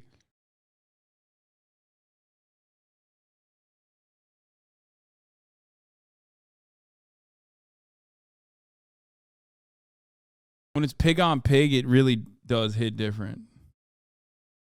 Thank you, Hassie, for the nearly 2 years of content. All the and how law you made me enforcement such a knew better that this person, Hassie. had Thank the you for possibility of meeting getting tendencies/opinions violent I used to have had. until there was And they're squealing too, like little piglets. some type of infraction. There was no way to stop it. Now, luckily, yesterday, what happened without no one getting hurt. And this is the catalyst to get things rolling to where maybe now he will leave the victims alone at least. We'll be back, Frank. We'll be back. You count on that, Frank. You're not ever getting rid of the truth, Frank. In the past, I've called hoax theory a thought virus. There are people that benefit from these hoax theories, so they don't mind them because the hoax theories are pushing back against gun control. So it's there, and people have been infected with it. Hassle. The only time over the past 5 years that I've felt like I might want to just step away from this investigation is when I realized how much of my life it's consumed. Right? For the past 5 years, part of my life has been stolen with the hours and hours that I've invested into this research. And it's taken away from my life and my ability to be a good parent to my child. It's obsessive, you know? But I believe what I have experienced and what I know to be true. And the evidence that I've seen repeatedly points to the fact that this is contrived events that are not genuine.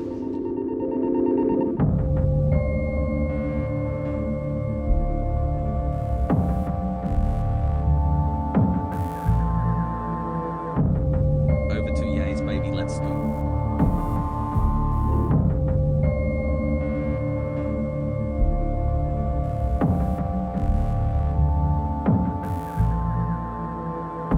I wish he was right so that these people were still here. That's what hurts so bad is like, you keep telling us that these people didn't die, that they just moved or something, and it's not true. And as much as we would all wish that, one, we were getting paid by the government, but two, we were getting our family members back like they never left us, it's just not how it goes. Hassle 22 months. Part of the reason why I spoke up so soon after wasn't because I was mentally stable, wasn't because I felt like I'd grieved enough. I hadn't. I still haven't. People grieve in different ways, and I think David was more active through his grief. I'm not sure he's processed it yet, but I think that's how he's dealing with it. This right here is where we had her last birthday party. Was sitting right here, and her friends came, and I cooked hot dogs right there on that grill you're standing beside right there for her last birthday party here. Absolutely.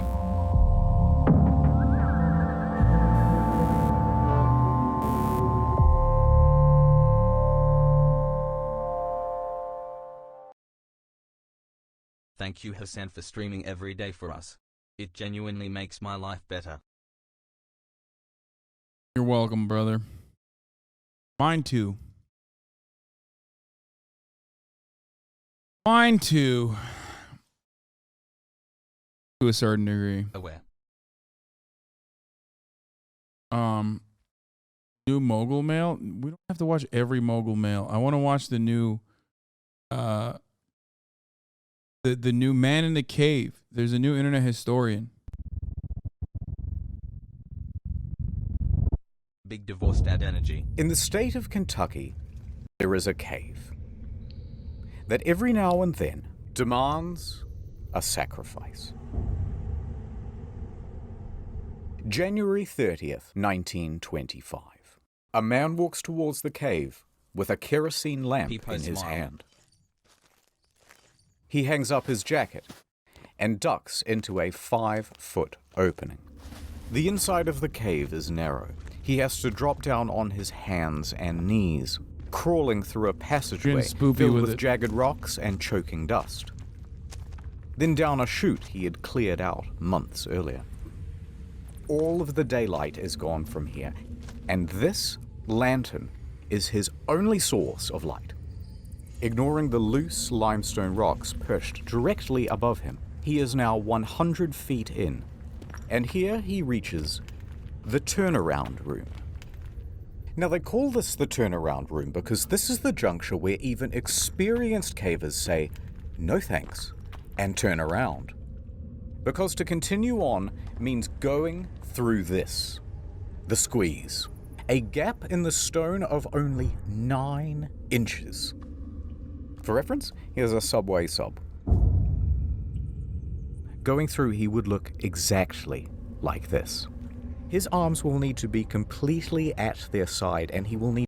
I mean, at a certain point, you just gotta be like, nah, nope, nah, done, not gonna happen.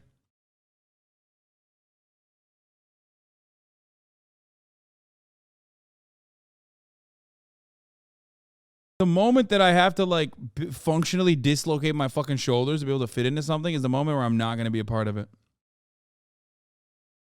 Also, shouts out to Johnny Harris.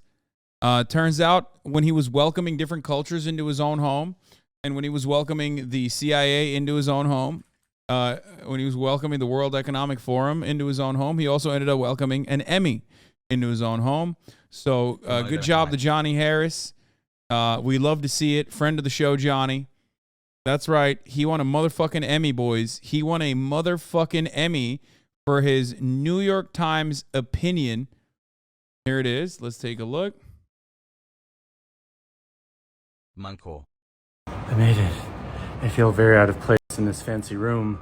I feel like I should be in a, I should not be in a fancy room right now with like tiger patterned chairs and stained glass, because I'm a dirty man, and I need to quickly not be a dirty man.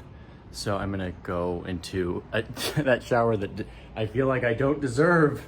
I'm too dirty for that shower. Don't let him in.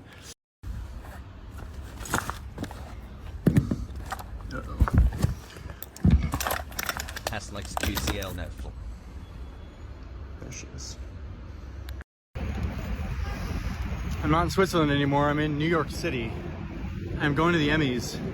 I had to buy this outfit today from H&M because I was a sweaty, dirty man. But I'm going to the Emmys now.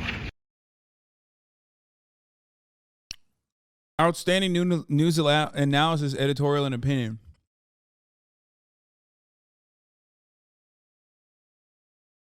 It's for this important video I made last year for the Times. Really lucky to get to work with the amazing journalists there. Also, shout out to PC Holtz, who edited, animated, AP'd this. Liberal hypocrisy is fueling the American inequality. Here's how. Mystifying class distinctions for a neoliberal institutional legacy publisher is gonna fucking always give you an Emmy. Knock it right out of the park. Okay? As long as you are operating. I mean, he has good videos. He's a great editor. I watch a lot of his videos. I have mentioned that I like a lot of his videos. I mean, his agreements, I do not agree. I mean, his ideology, I do not agree with. But I think he's a great editor. I didn't say demystifying. I said mystifying. class distinctions, which is true.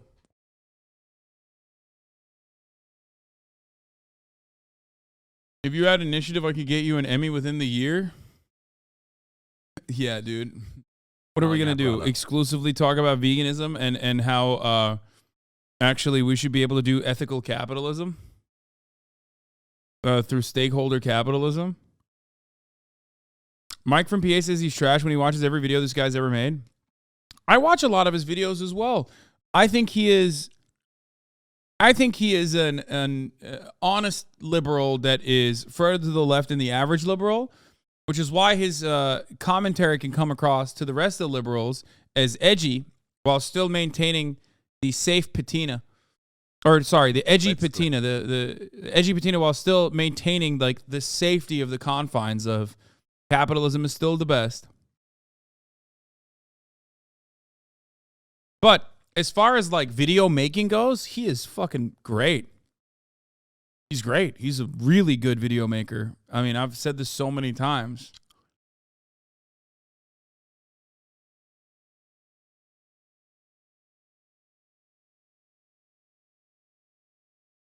Are you getting the Emmy for the Liver King pod today, or will Ethan get it?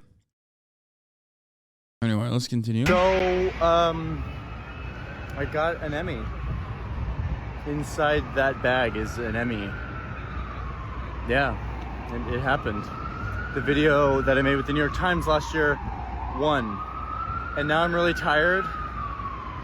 And I'm going home to go to bed because I'm so sleepy. But I'm excited that this got recognized.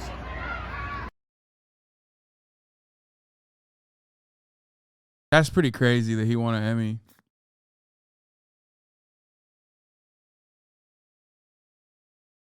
Most people used to sell their Oscars, so they stopped making them out of pure gold.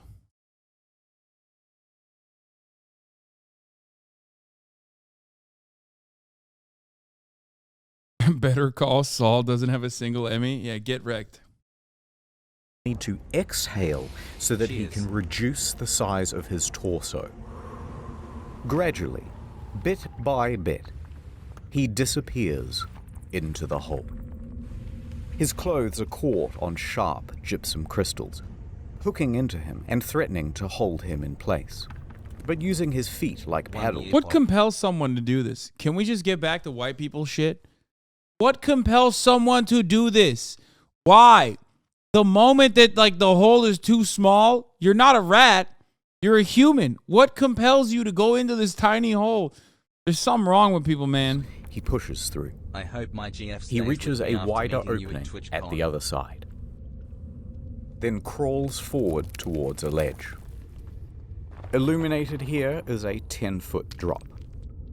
A rope is already secured around a boulder, which allows him to rappel down. His worn-out leather shoes touch the ground. This is as far as he can go, and it is time for work to begin. I mean, isn't he cooked at this point? He can't even go back up. What he is working on is another opening. At the moment, it's too small for anyone to fit through, but he will chip away at it until he can shove himself right through the other side. Because on the other side is this. The top of the hour ad break. That's what's on the other side. At the top of the hour, there's a 60-second ad break. If you no longer want to see those fucking ads, all you need to do is subscribe for $5 or for free with a Twitch Prime. By connecting your Amazon Prime account to your Twitch account, you get one free Prime subscription a month. Favorite broadcaster, the smoothest beta, the absolute best beta in the business. Right?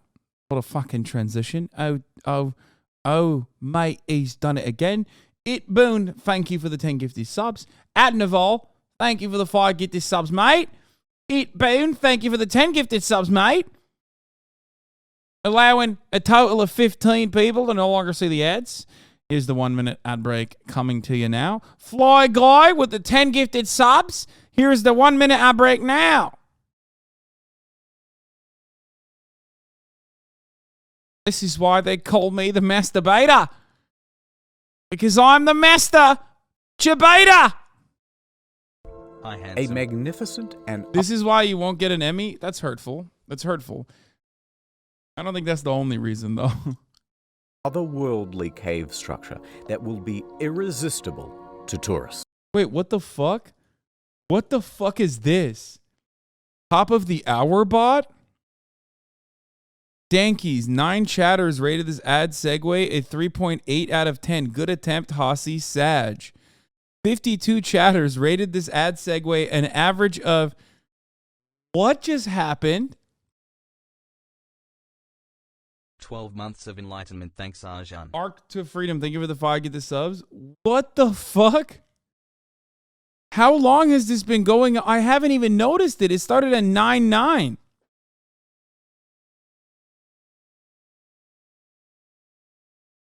I'm getting performance ratings, dude. What the fuck? Incredible, Hossie. Glad. 52 chatters rated this ad segue an average of 2,124 out of 10. Incredible, Hossie. Glad. 31 months. Amused.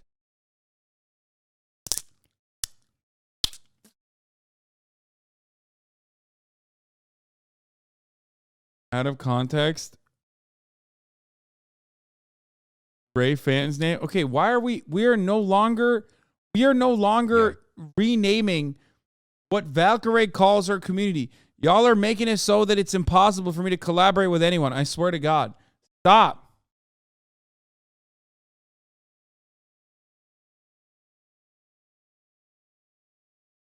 Quarterly performance ratings for Hasan. Thanks for the hours of education and content has. Every day for months, he has been removing rocks from this crevice. To him, wait, how did he get out? This is all just routine. So he eases further into the gap. Carefully, he contorts his body through. Rocks compress the sides of his torso so close that his arms are pinned to the side of his body. He once again paddles his feet to inch down. Then, about halfway, he stops. The lantern. It's starting to dim. 27 months. He will need to go all the way back to the surface to refuel the thing. He sighs. He slowly shuffles back out, pushing the lantern with his shoulder. Then, oh no. Ding, crack, darkness. He has knocked over the lamp. You're in the rookie hole, dude! And it has broken. Now, the man didn't panic. He had been caught in the dark before, and he could make his way back by feel alone.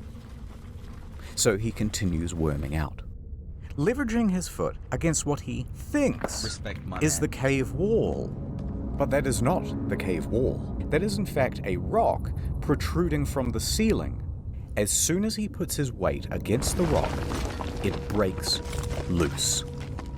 A solid piece weighing 15 kilograms lands directly on his ankle.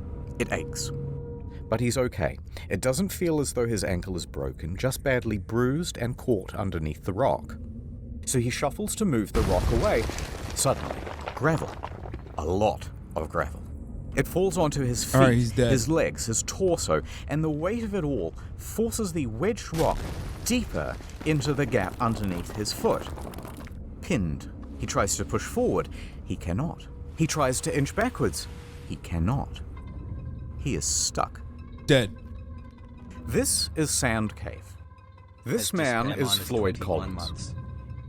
He is trapped in absolute darkness, 60 feet deep below the earth.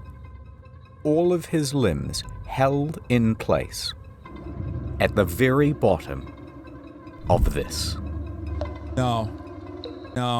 I mean, see, here's what it is, okay?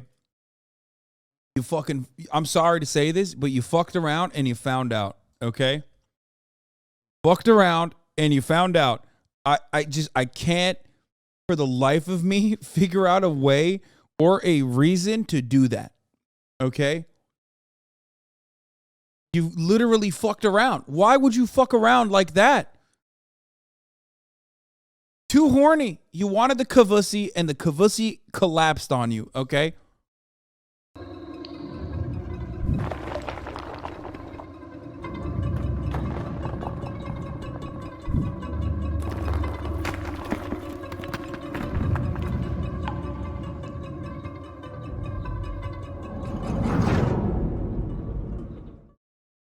But before I tell you what happens next, ad time. Speaking of people trapped in a cave, World of Tanks.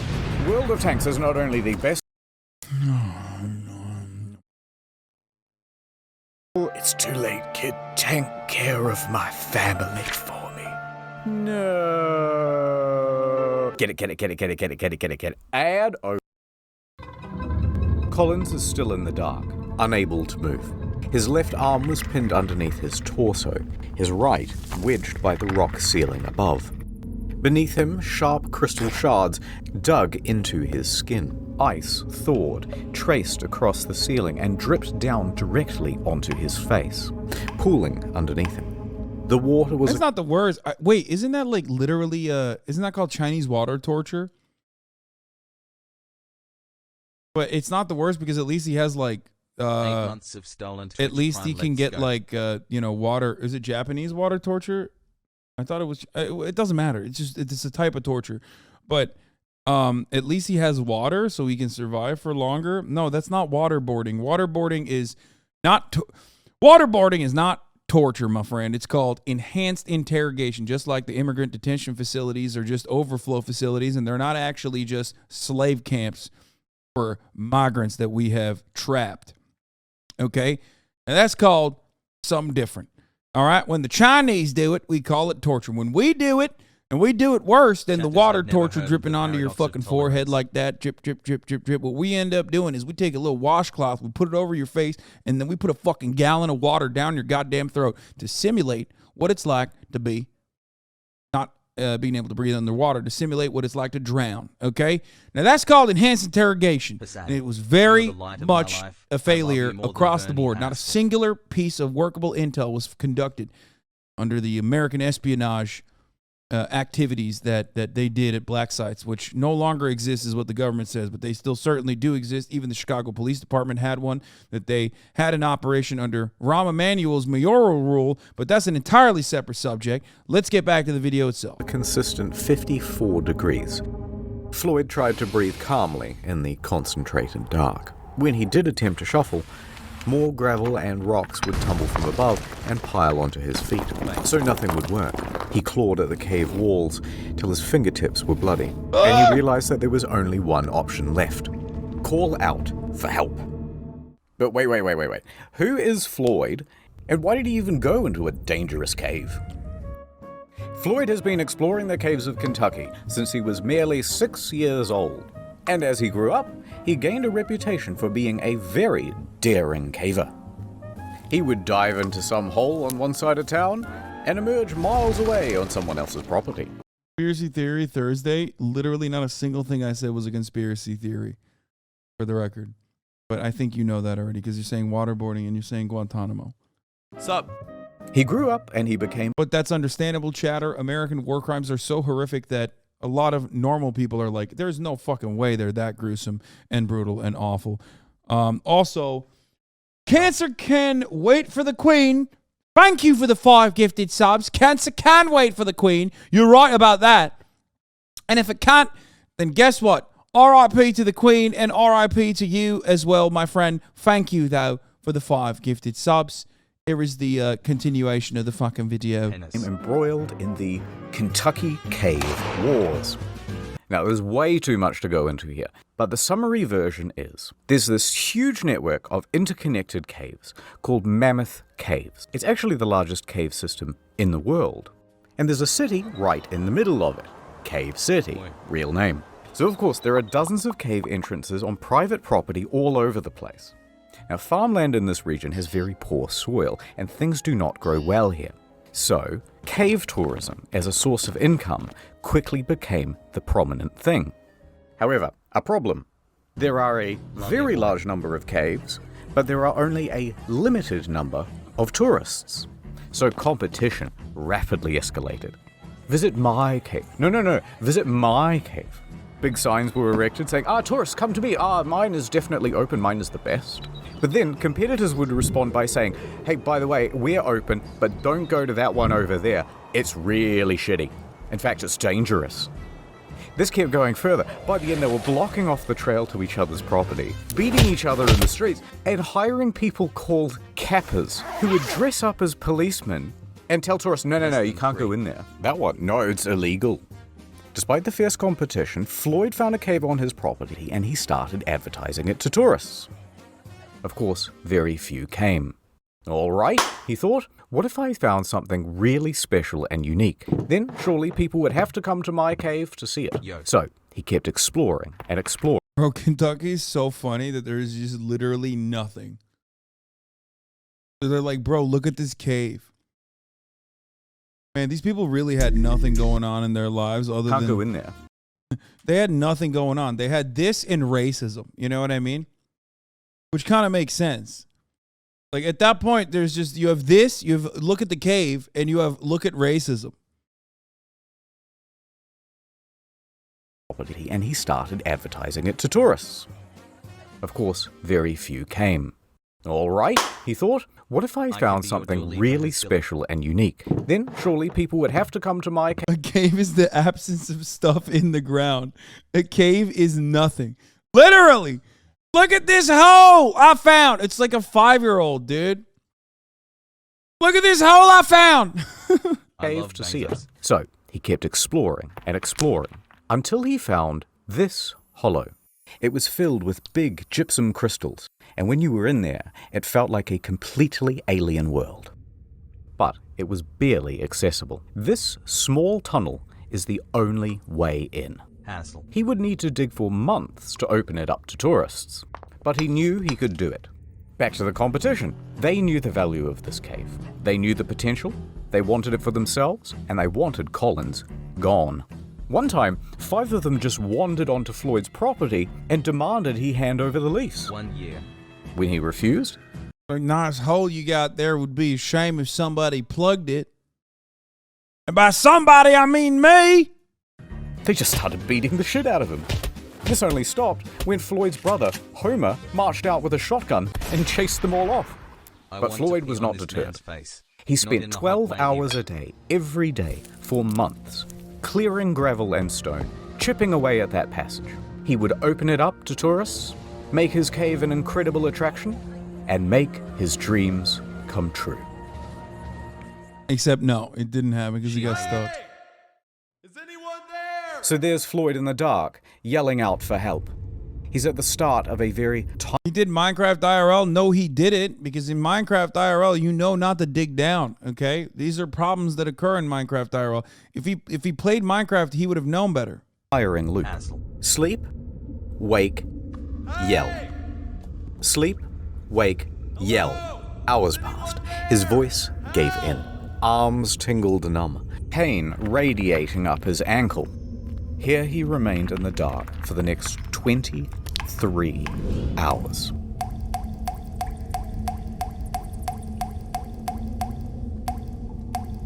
Quickly you might wonder, how come no one's come for him after 23 hours? Well, Sand Cave resides on a 200-acre farm. There are several homes on this property with other families. One of them, of course, is Colin's house, where Floyd's father, Lee, resides. Now, Lee and Floyd constantly get into fights about how to run things. Lee wants his son to concentrate on farming, and Floyd wants to concentrate on cave tourism. Arguments would often get heated. And Lee was also a bit of a drunk. It was doubtful that he would even notice if his son Floyd was missing. Also not helping things, Floyd regularly lodged at 2 other homes on the farm. So when he didn't return to one host, they would presume that he was staying with the other. And, even worse than that, he had recently spent 30 hours in a cave. So disappearing for this length of time wasn't seen as abnormal. Regardless, around the 23-hour mark, a few locals started to suspect that, hey, something might be wrong, and they went to check up on him. And here, they spotted his jacket, still hung up. Unusual. They went deeper.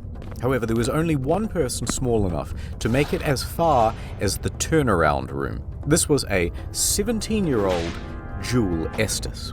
He refused to go into the squeeze, but it was close enough to call Colin's name. and Collins yelled back.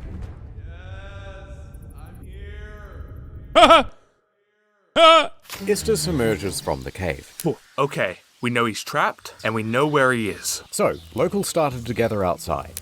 Out of my way, say a bunch of men who would each show up and take turns heading into the cave in an attempt to reach Collins. But once they reached the turnaround room... Nope.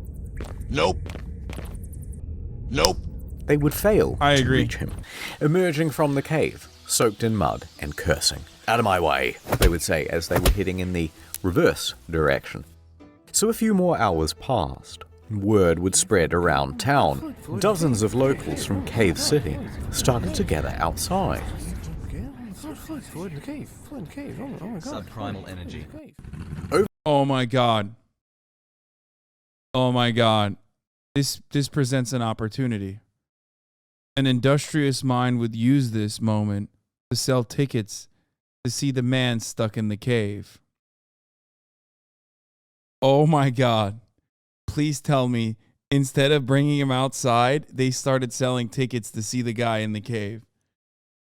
Oh my god. Over in Louisville, Floyd's 22-year-old brother, Homer, he gets a phone call.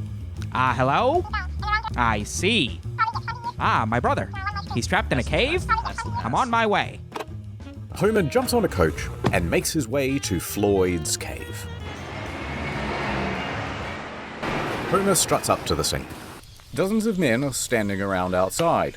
He ignores them all and marches right into the cavern, still wearing his city clothes. He makes his way in, down the chute, through the narrowing passages, down on his hands and knees towards the turnaround room. And when he arrives, he does not hesitate. He squeezes into the hole, scrambles his way through to the ledge on the other side. He sees Floyd below and slides down to meet him. Floyd! Sup? Right, probably wasn't that casual. Oh, thank God you're here. Homer took a moment to shine his light around the area and assess the situation. It was not good. This rock formation is going to prove almost impossible to work around. Alright, so let's have a look. Floyd is here. The rock is here, pinning his ankle. He's surrounded by rubble, and there's a pocket of gravel above him, ready to fall. However, because this opening is so small, there are only two viable ways to reach Chatter's saying Saddam, you guys are so stupid, but also true. This is exactly how Saddam evaded the American Department of Defense, okay? It does look like the Saddam hole. Floyd and that gravel. Option 1, the most obvious, feet first. But if you do this, you have to kind of squat, and your own torso obstructs access to the rubble. Otherwise, option 2, come down head first. That will give you better access, but you're trying to move hundreds of pounds of gravel upside down. Worse yet, I don't understand why they're not using excavation tools at this point to like make the hole larger.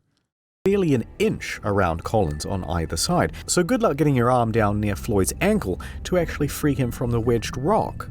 Homer calls back to the less daring rescuers standing behind him. 1925?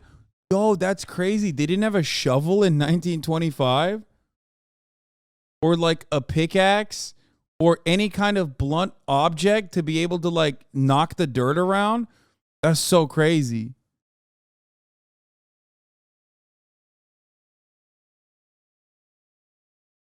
Know nothing of caving and it shows us on? Bro, use a fucking screwdriver. Use a knife.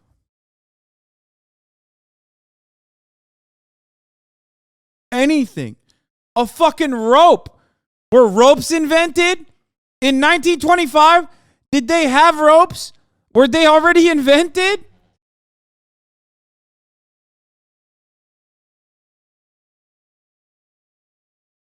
Hassan, the kids miss you. What's happening? Home, Saj.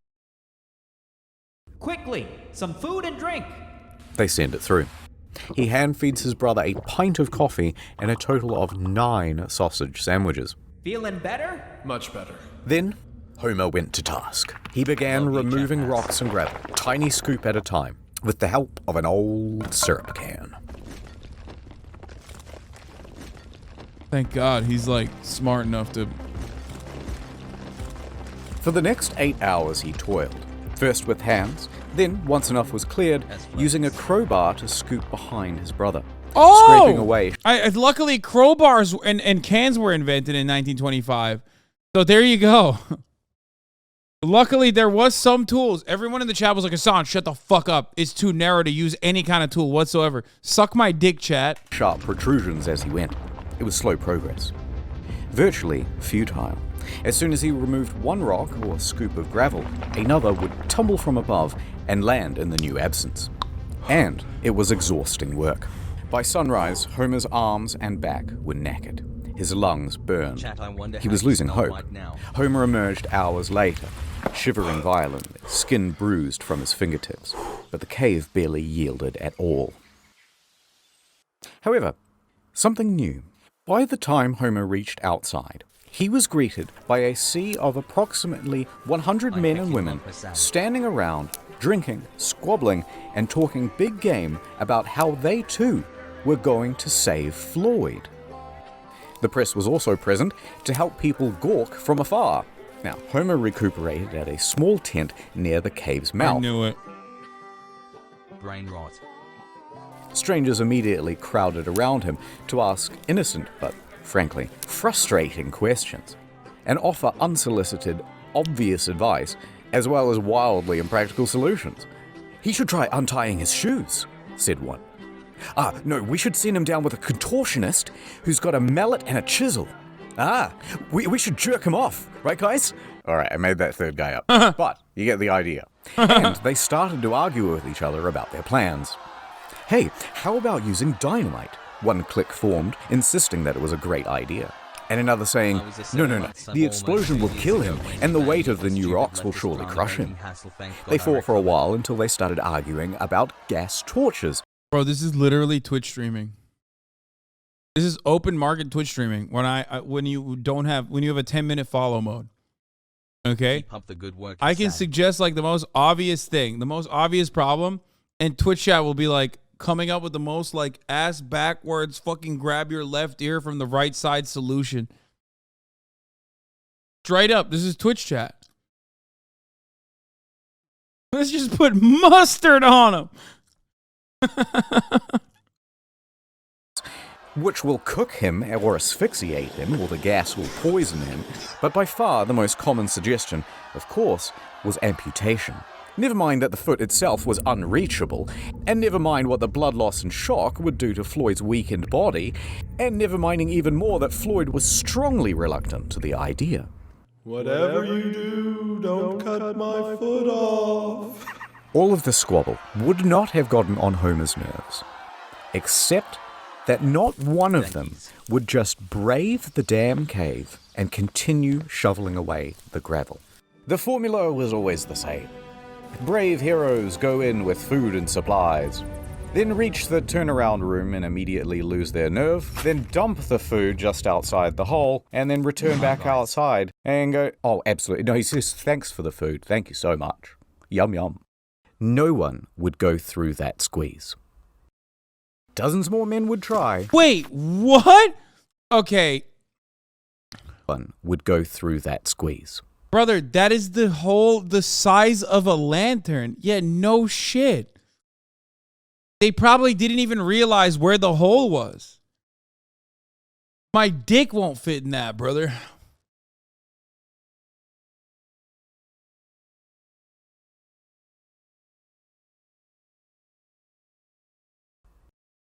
Dozens more men would try. All of them would fail.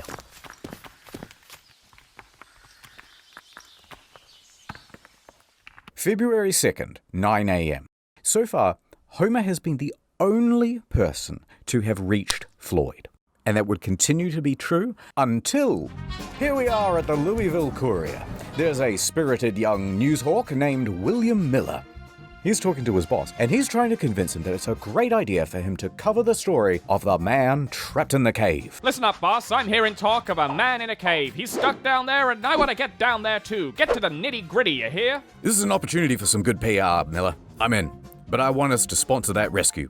Picture this. Man saved from cave by Louisville Courier, the finest newspaper in the state. That'll drum up plenty of business. 24-carat idea, boss. I'll make it happen. I'll get down there toot sweet. So off Miller goes to Floyd's cave. Back over at the cave, Homer is sitting outside trying to recuperate as Miller wanders up. He glares at the man in his city clothes and answers every question with either a grunt or a one-word answer. Yeah. Sure. Finally, he gestures to Sand Cave. Listen, you want more information? The hole's right behind me. Why don't you go take a look yourself? Now, Miller is only 21, but he is a slender and determined man. He takes on the challenge. So he removes his suit, drapes himself in coveralls, and grabs a lamp. Miller slowly enters the cave. He finds himself stepping in puddles and having to correct his balance against the ever-softening walls. These were accumulating problems thanks to the gawkers outside who had lit campfires all around the entrance. That caused snowmelt, and the stable environment of the cave is starting to shift. But Miller makes it further than most. And all that's left is that final squeeze, and he's there. He stops. He takes a moment and decides to call out to Floyd. Floyd! Hearing there is someone on the other side, he feels ashamed not to try, so he closes his eyes and moves forward. His slender figure begins inching through.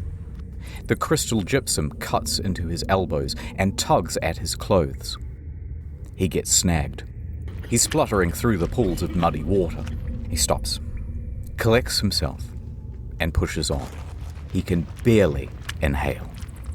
If he gets stuck in here, he can only hope that someone else can come in from behind and pull him out by the legs. But eventually, he makes it through. Fantastic. He's now standing on the edge of a 10-foot pit, and he clumsily bumbles his way down. He sat right next to Floyd, ready to interview him. But Floyd didn't really answer any of his questions. That's insane. In fact, he was incoherent. Most normal journalist, by the way.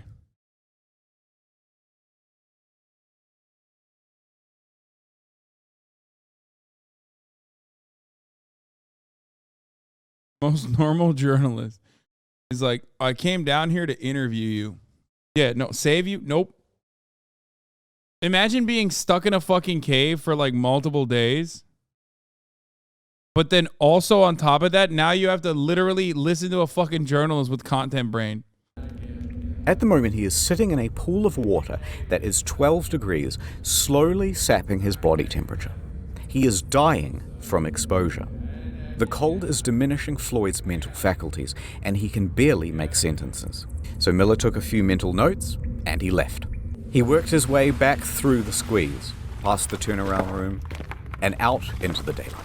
He is covered in mud and scratches and numb head to toe. And when Homer saw, his hope reignited. Someone else had made it to Floyd. You and me. Together, we can get Floyd out of there. If Miller hadn't gone to that cave, there's a good chance that Floyd's story would have remained an obscure footnote in the back pages. 21-month on But the interviews and first-person accounts gave the audience a glimpse of something real. Fear, hope, desperation, the full range. And so from Los Angeles to New York, Floyd's story was picked up everywhere and described the Kentucky man's plight in sensational detail. It was also the era when radio became a regular feature for regular Americans. Radio allowed something new, hourly updates, letting people get engrossed into the story. So, mostly thanks to Miller, the story of Floyd over the next week would grow and grow, seemingly frothing over into every aspect of American life. The press at large would be clamoring over each other for every little extra scrap of detail they could get about Floyd. And everybody wanted to know, will this man make it? Okay, at this point, the brother's kind of cucked for not making money off this. Yeah, I'll say it. Okay?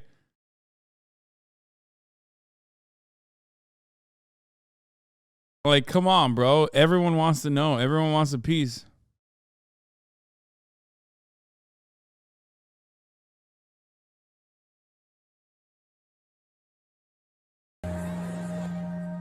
Back outside the cave, someone new enters the scene. Lieutenant Robert Burden, a thin but strong 33-year-old Louisville firefighter. Like Miller, he was able to navigate the passages of the cave and brave the squeeze. Scratched up pretty good and drenched in cold, muddy water, he managed to get through. He grabbed the rope and confidently lowered himself to Floyd's position.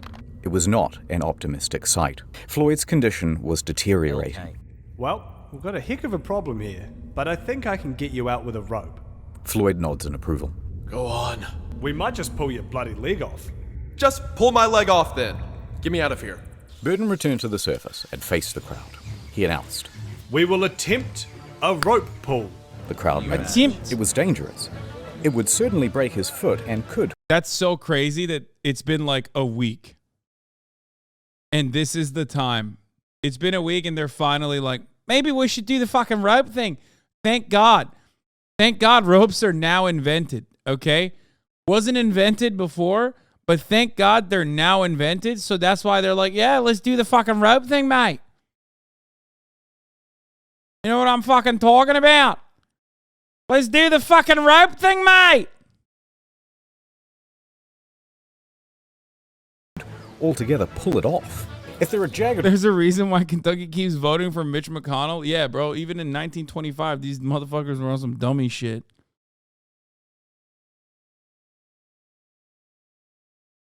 Rocks, you'll fillet the poor man. Amongst the crowd, a doctor stepped forward. A rope pull could stretch his internal organs and cause them to rupture. You'll kill him. But Floyd is dying of exposure down there. The situation is becoming desperate. Burden put caution to the side. The time for strategy is over. Bro, Kentucky invented fried chicken and that's it. Since then, nothing good, okay? They got one W in a history of like, 500 years of just like dumb shit, okay? Now we try brute. I guess bourbon too. Tubbo! I DM'd you and you didn't DM me back when I said, do you want to do... Oh, you did DM me back. Never mind. I said, sure, man. But then we started the Internet Historian video.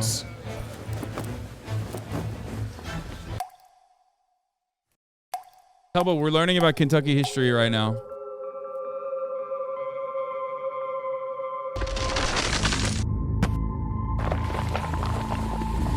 What?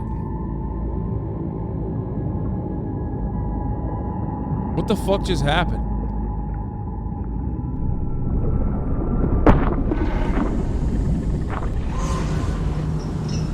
Okay, this is made up, I think.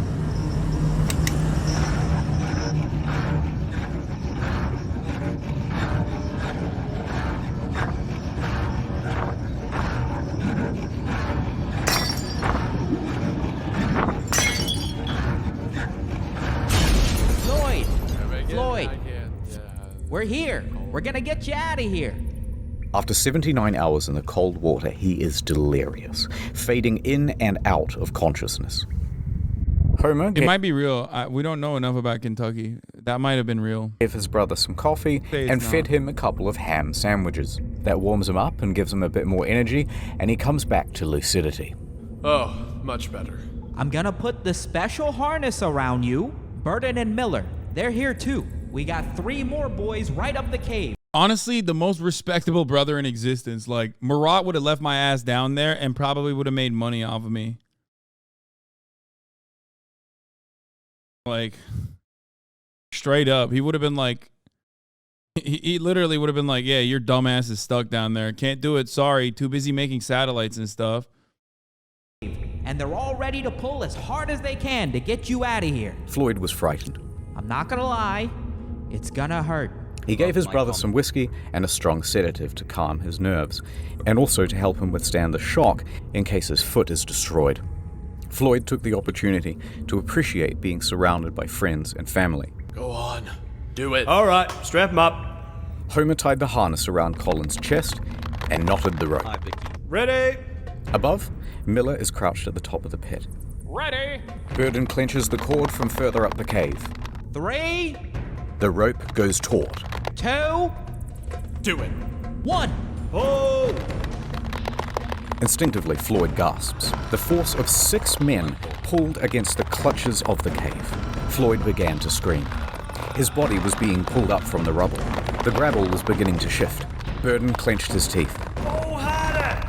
Floyd screamed harder as well. Now, Floyd was trapped in a supine position, but the direction of the rope caused an upwards force that wrenched him vertically. His torso was being compressed and Wait, bent. that's sick. He's getting taller too. That's like a lengthening surgery. Win-win. It's a double whammy. That's what we call it in the industry. Against the ceiling of the trap. It would kill him.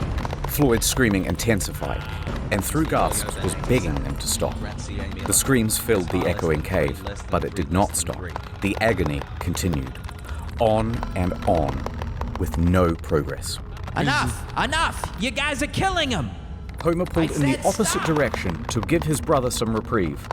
Somehow, Homer mustered the strength to altogether wrench the cord from the other men's hands. The rope went slack. Homer, Floyd, and the rope lay limp on the cave floor, panting and exhausted. No progress had been made. Okay, maybe the rope thing wasn't that smart. Never mind. Your joke about trans people The cave choosing would names. not let this I tried man go. calling myself Gertrude and The Agnes, futility and there's of no this. way I could do that at HasanAbi. I love your joke about trans people choosing names. I tried calling myself Gertrude. Oh, fuck, I missed it.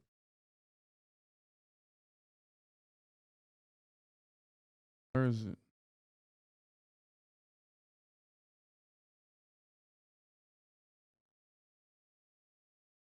The situation sank in, and all they could do was leave for now and reassess. Everybody was shaken by the experience. Burden fainted as he crawled towards the exit. Most of the other men had to be carried away. Outside, the crowd had grown to 200. They buzzed and asked useless questions, and Homer walked dejectedly past. Isn't the problem that they're like pulling him not in the appropriate direction? Like if they were pulling him first in this direction and then up, right? Then that's it. Like he would be safe, but they would need, you know. He sat by thinking what he could do. The cause seemed hopeless. Homer? Then, someone showed up who could turn things around. He looked up to see a childhood friend of both his and Floyd's, Johnny Gerald. Gerald knew more about cave rescues than most. No shot. Two first names? That's sus, bro. I'd be like, turn around, Johnny. Don't need you here, okay? Don't need your feedback. Don't need your input. Sorry, we're not doing that. In fact, just that summer prior, he had... John Gerald, what is it? Ginger Heimel, what? Ginger Heimel Schmidt? What is the fucking song? Hell, your Oh no, brother that's couldn't John lie 10 months Jacob. we in there, comrade. I'm not American. Fuck you. helped untangle Floyd from a different snag. He was just the man for the job. Butchered that so. I don't think I got a single name. I don't think I got a single name right in that, dude. I think I literally fucked up every name on that except for John.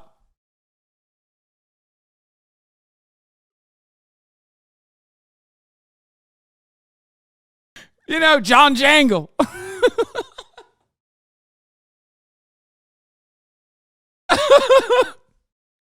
Let me go see him. Well, look who it is. Floyd perked up immediately, thrilled to see Gerald. All right, let's see what we can do. Gerald jumped down. For the next 3 hours, Gerald went back to the original plan of prying away rocks. His stamina was good, and progress was surprisingly good as well. For several more hours, he continued, just moving stone after stone. New one would fall in its place, and he'd move that one too.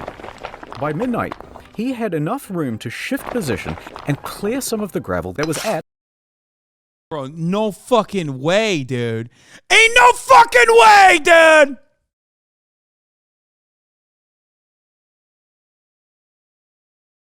Entering Dua Lipa and exiting the Daily Show? That's messed up. At each side of Floyd's body. Gerald would spend several more hours scooping.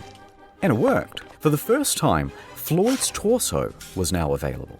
then his hips, his upper thigh.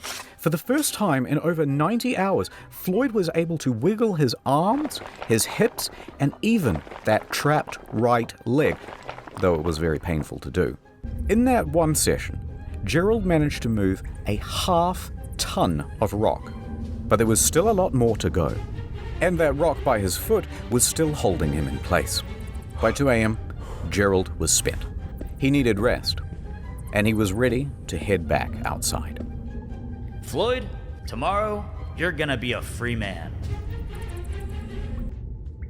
Now here you might think that things will become straightforward. They did not. Now that space had been cleared, Burden became convinced that if he could get down that passage again, he could free Floyd with another rope pull, fate deciding with both feet or just one. But when Burden tried to enter the cave again, he was sternly rebuffed by the locals. They were playing gatekeeper. They had been specifically instructed to not let anyone in, and they were especially opposed to Burden making another rope pull after word spread about the disaster of the first attempt. He tried to reason with them. Let me try the rope pull again. It'll work this time. They wouldn't let up. Instead, they shouted obscenities and shoved him in the other direction. Gatekeeping ass chat, dude. These are literally Twitch chatters, okay? Straight up. Meanwhile, Gerald and Homer are incapacitated with exhaustion, and Miller was busy filing some paperwork for the Louisville Courier. Nobody else had the ability or the authority to take action, so Floyd spent all of that morning alone. Hello? Is anyone there? Where is my Help? Hey! Anyone out there? Word spread about Floyd. Miller's reporting had been picked up by the AP Newswire, and they distributed it amongst their hundreds of partnered newspapers. For Miller, it would be the biggest moment of his career. But he didn't stop to pay it mind. He spent the day hatching a rescue plan. Miller descended into the cave and set to work. When he entered, he found that the team before him had strung light bulbs all through the cavern, leading all the way down to Floyd. Very handy. A bulb was also put around Floyd's neck to keep him warm and make sure that he was never again left in the dark. Miller popped down to Floyd. Ah, Floyd, fancy seeing you here, buddy. Reusing that syrup tin, he started offloading gravel into buckets. Those buckets were then passed up and down the cavern. And so it went on for the next 2 hours. Miller stopped for a break. He took some bread, milk, and whiskey, and sharing it with Floyd, they started to get... Okay, am I fucking insane, or do they just not drink water back then? Like, every single piece of... Like, they're like, hey, okay, here's a cracker and some milk. Here's some whiskey. Like, the first thing that they offered him was coffee. Like, when his brother Homer came up and was like, well, here you go. Here's some coffee. In the jungle XQCL. Did they not invent water yet? What's going on in Kentucky? Get to talking. Floyd had been in that cave for over 100 hours now, and seeing everyone working together, Floyd was overcome with a sense of hope and relief, and so he began spilling his heart out to Miller. Here is what he is quoted in the newspaper. I believed I would go to heaven. I can feel that I'm to be taken out alive and with both my feet. I kept thinking, what would happen if the rock above me would fall? At HasanAbi, it caused me to shudder. Chicken tenders. I kept thinking to drive my mind to something else, but it wasn't much use. I couldn't do much to help those who came to help me, but I knew that a lot of people were willing to do all in their power. It gave me courage. Tuesday morning, I thought to myself, 4 days down here, and no nearer freedom than I was on the first day. How will it end? Will I get out? I couldn't think of it. I have faced death before. It doesn't frighten me, but it is so long. Tell them I am not going to give up. Tell them I'm going to fight and be patient and never forget them. Meanwhile, Floyd's story kept growing. Pedestrians would gather around corner store windows to read the latest bulletins. The press began using giant typefaces, commonly only reserved for declarations of war. Churches in all of the nearby counties were holding services for Floyd. Theaters even... That whole smells like piss? Brother, that whole smells like fucking... Okay, that whole smells way worse than Liver King, okay? I'll tell you that much. You know his ass is farting, pooping, pissing, everything in there, dude. He was the early streamer. A content monkey for the rest of America to watch as he pissed, shat, and farted himself. Interrupted their shows to update the audience. Now, at the time, President Coolidge was in charge, and his Secretary of Commerce was a geologist, Herbert Hoover. Now, Mr. Hoover followed the story very closely, and so it was likely that the president did too. Even Congress paused session to ask about the latest news from Sandcave. By the end, the Floyd Collins incident would explode into the third largest non-political story between World War I and World War II. Oh my God. All of this excitement brought an inundation of people to Cave City. Old population, 690. Yawn. New population, 10,000. Oh my God. Hotels ran out of food. Residents turned their homes... This is like when Soda Pop moves to Austin and then everyone's like, damn, bro, I'm trying to fucking get a piece of that. ...into makeshift hotels, charging sizable premiums to let people nap in their bathtubs. The banks quickly ran out of on-hand cash, and 4,500 automobiles impatiently sat backed up for 2 miles from 20 different states to drive onto the Collins farm and turn their pristine green pastures into swampy parking lots. It's kind of wild that people were like, damn, dude, this story's so popping, we got to go to Kentucky. Like, I would not go to Kentucky, even if this shit was popping off. You know what I mean? I'd be like, people were so bored back then, dude. I swear to God. We know white supremacy was playing a fundamental role in American history and societal development. But honestly, I had never considered that, like, racism out of boredom could have been one of the other reasons. Until I saw this. People were so fucking bored that in the middle of, no TikTok back then, in the middle of like World War I and World War II, they were like, yo, let's go check out this cave in Kentucky. Pogo. Pogo. It's like, all we're doing out here is racism and the Great Depression. Let's go take a look at this. Check out this man in the cave. Content while I'm at work or gaming at home. Deep below all those tourists, there's Miller, trying to free Floyd. Alright, a little bit of setup. Floyd, Miller, some remaining rubble, rock. For anyone to lift the rock by hand would be impossible because Floyd's body obstructs the hole. Miller grabs a crowbar and shoves it through the gap. Now he's going to lever it off Floyd's foot. Cool. The crowbar is now wedged against the rock. Next, he takes a jack. He positions it on top of the crowbar. So also, at this point, like, he probably is like a skinnier man than he once was. You know what I'm saying? He's probably like a smaller person. That it will be forced against the ceiling. However, problem. That jack is too big. You can't jack gravel. It doesn't fit. Miller yells up the tunnel for a smaller one, but this took some time. And when it arrived, too small, won't reach the ceiling.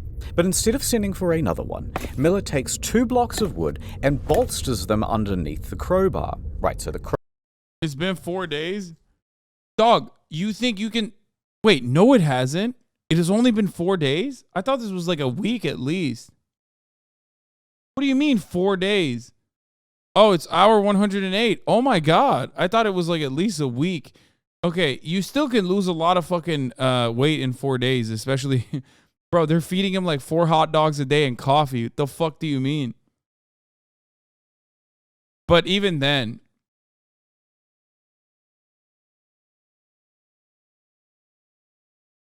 You thought 75 hours was a week? No, I wasn't paying attention.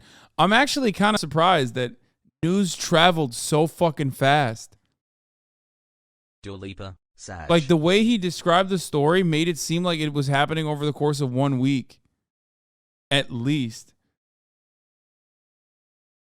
They had telegraph, they had wires. No, dude, I know it's not the Wild West, dog, but like the entire country was paying attention to this in 4 days. That's crazy. Lil.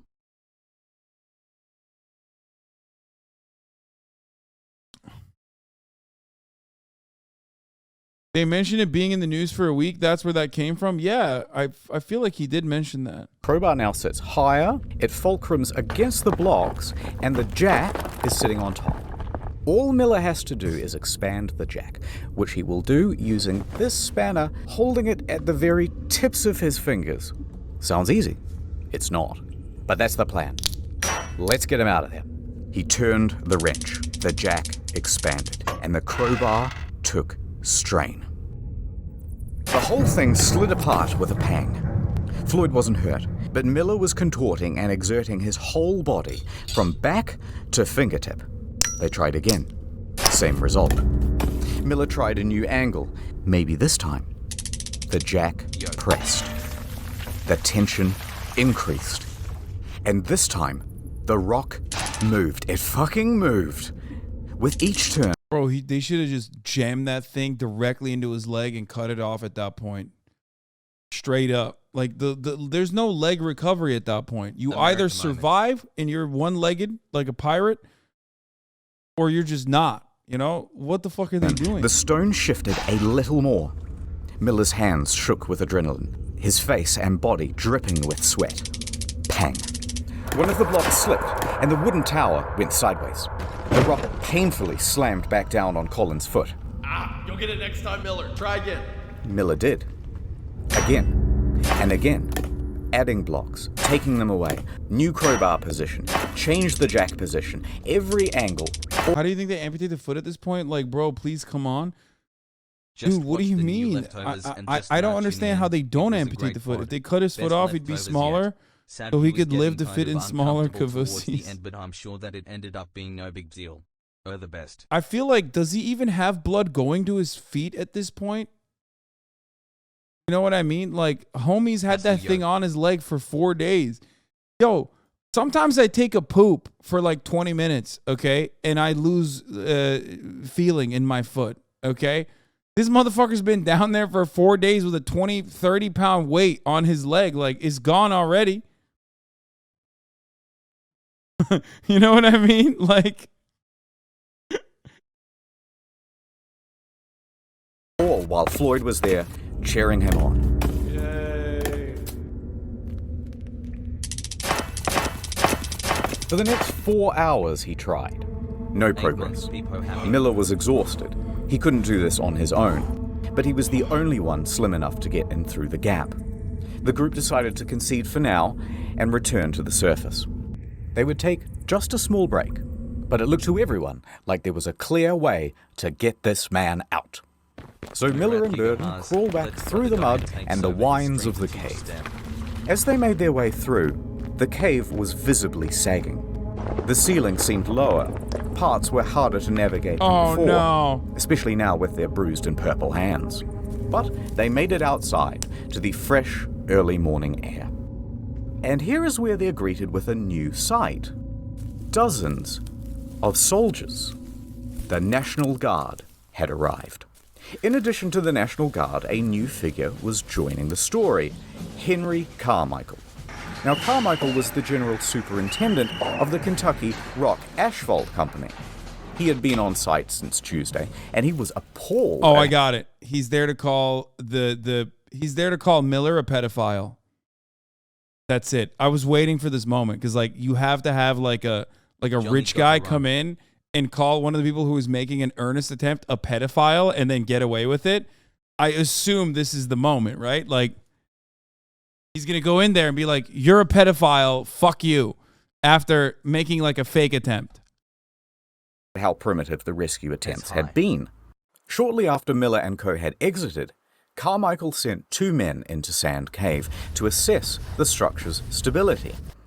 They soon came back with a report. It was not good.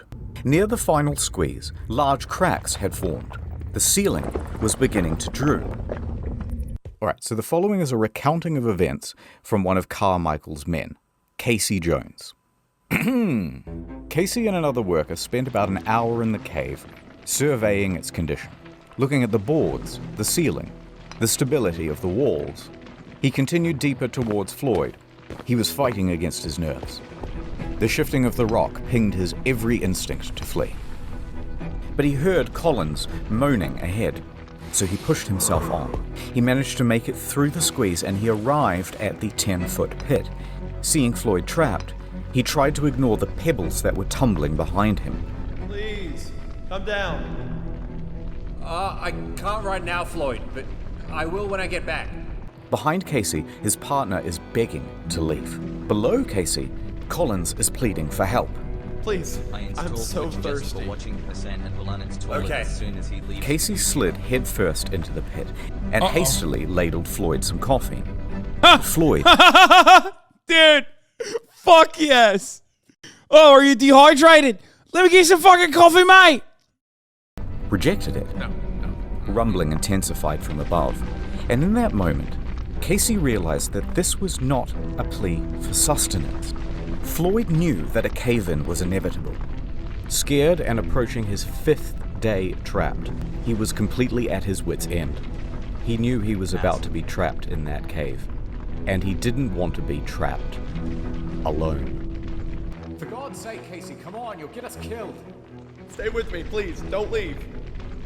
Casey looked into Colin's eyes, set the coffee down, and pulled himself out of the pit. No, they He gotta wiggled kill him. underneath the sagging ceiling and crawled towards the turnaround room as fast as his limbs could scramble against the cave walls. He looked back to see the passage closing like a maw. Reflections from the bulb shining around Floyd's neck were no longer visible. Instead, just sobs could be heard, muffled from behind the rock. That's fucking crazy. Is this a true story? Yes. They should have mercy killed him. Miller and Burden awoke in the late morning, confident that today would be the day that they saved Floyd. They had some new equipment too. Some wire to wrap around the wooden blocks to prevent them from slipping. And they changed their mind about that acetylene torch. Dog! I want to give a quick fuck you to every single motherfucker in the chat that was like, tools were not invented in the state of Kentucky in the first, 24 hours of them trying to do this excavation thing, okay? Y'all made it seem like motherfuckers were coal mining with their fingers, okay? I just want to point out, you made it seem like they were straight up mining and excavating with their fucking fingers, dude. Or wait, did they just invent it?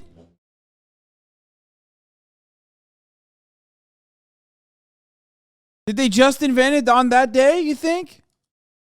They'll use it to burn away 2 rocks that had previously blocked their way. But when Miller got to the turnaround room, all of that optimism left him.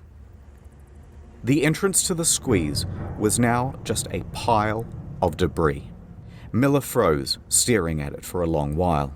Then he sighed and did the only thing he could think, attempt to move some of the stones. But each adjustment led to more rock. Bro, Miller loves this man almost as much as his brother does. Respect to Miller, dude. But only good journalist. Just tumbling down and landing in that space. He persisted until... crash. A large chunk of clay landed onto his feet. Spoke too soon. Recognizing the danger, Miller returned to the surface. 15 minutes later, he emerged from the cave with a bloodied-up nose and bruises down his back and shoulders. Burden caught sight and races over to him. Miller just says, "For God's sake, just don't let Homer or anyone else back in there." Thanks for the memories, Now, Hassan. he didn't actually need to worry about Homer going back in there because he was sidelined with illness. But he did, however, need to worry about Gerald, because he was furious. Gerald had warned everyone that putting dozens of people in Sand Cave would cause a collapse. It certainly did. The rest of that day would be wasted, as men threw blame around and screamed at each other about how to handle the cave-in. And Floyd... They were also screaming about how to handle the top of the hour ad break. Because at the top of the hour, there's a 60-second ad break. And if you no longer want to see those fucking ads, all you need to do is subscribe, which you can do for $5, or you can do for fucking free. For the Twitch Prime, that is. Or you can get gifted a fucking sub, mate. Right. Yeah, Thomas fucking Shelby, yeah. It's alright. It's fucking alright. This is literally 1900s Twitch. Yeah, no, straight up. Cyber Ferret 2, thank you for the 5 Thanks gifted. for being a hunk that a fat guy like me can look up to. Okay, what's the bot say? What does the bot say? Let's hear it. Stop rating my performance. What does the bot say? Spice Ice! It hasn't said anything yet. 2 years. It hasn't said anything yet. Stop rating my performance with 1 out of 10. You need to be honest. You need to be honest. You need to be fucking honest, mate. Here's the 1 minute ad break now. People that like randomly stumble upon my streams are probably so fucking confused whenever I do stuff like this. My brain has finally broken from the lib brain rot. I now love Kamala Harris. Please help. Spent the rest of that day alone.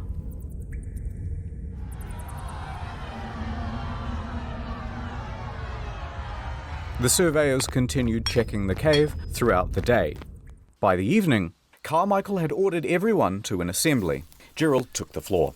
He was going to try one last daring rescue. He boldly announced his plan and an ultimatum. Listen up. Love it here. There's death down there. The walls and ceilings are crumbling.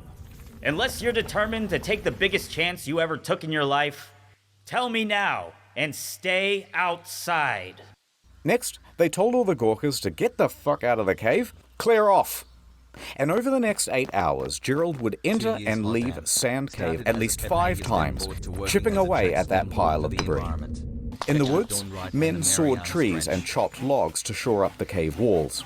Underground, the crew reinforced cracks and wobbling boulders with fresh strips of wood. Gerald assessed that about 4 barrels of rocks would need to be moved, and piece by piece, they made that happen. Steadily, they managed to move enough rock to allow Gerald to get within earshot of Floyd. Hello? I need food. Bad news.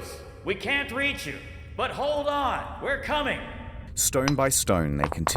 Holy fuck. Top of the hour bot.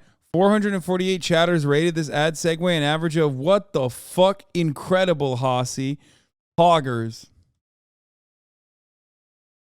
That was a crazy debate. Continued. After a few hours, the light of the bulb around Floyd's neck was peeking through. A couple more hours, enough room for Gerald to squeeze through. Okay, that's enough. Floyd, I'm going for now. But when I It's gonna be really sad when he just like get him out and then he dies immediately after. get back, I'm gonna get you out of there. Exhausted but still determined, Gerald crawled back up the cave and marched to the men huddling outside. Gather the equipment, and in an hour's time, it's gonna be me and Floyd coming out of that cave. Gerald entered Sand Cave for his final time. The walls had been reinforced, but mud and water was accumulating everywhere. He waded through it and pressed on past the danger of the sagging ceiling. With determination on his face and a grease gun clutched in his right hand, he scrambled towards Floyd. But before the final squeeze, he stopped. It was all gone. The cave ceiling had crumbled once again. Gerald stared motionlessly at the pile. Then he began to yell. Floyd! A rock disconnected from the ceiling and tumbled onto Gerald's head. Luckily, just a small one. He rubbed his scalp and called out again. Floyd! This time, a moan. It rumbled from the other side. Fearing that his friend was slipping out of consciousness, Gerald willed himself against the cave, launching the debris behind him with force. He ignored the pain from being struck on the head and clawed at the stone pile. He carried on this way for several minutes, until a sharp, heavy rock dropped from the ceiling and landed squarely on his back. No more than 15 minutes later, Gerald returned to the surface, defeated.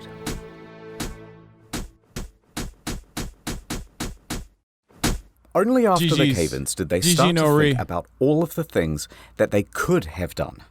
Wait, why didn't we rig a portable telephone line? That would have been incredibly simple here in 1925. Yeah, why have we been running in and out to deliver updates? Why didn't we give him an AM radio?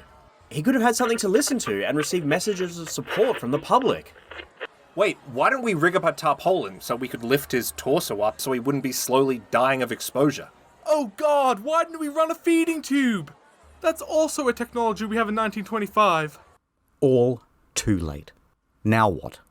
The one route to get Not a single one said, why didn't we give him water? Why did we keep feeding him sausage sandwiches and coffee and whiskey and milk? 1 week in the To cave Floyd equals 1 year is sub. closed. Fucking, like I said, man, Kentucky, they invented fried chicken, and then everything else since then has just been a major L.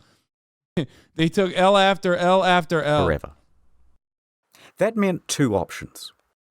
Number one, capitulation. Surrender him to the cave. Or number two, dig down from directly above Floyd. Now, the prospect of digging from above seemed almost fanciful. At least, it did in the beginning. But luckily, they had some help. Owing to Miller's reporting, Floyd had become practically the most famous person in the country. The rescue had become a high priority for the governor of Kentucky. Lieutenant General Denhart enters the scene. He's been updated on the situation, and by the way, I just want to point out, multiple people in this chat, time and time again, every time I brought the water up, I was looking at chat, said, dude, they didn't have filtration. Brother, did they not know how to fucking boil water? Is that unironically the argument that you're making?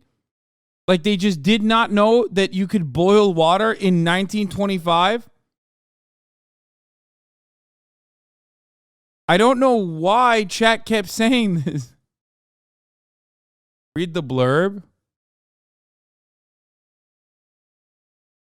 What do you mean?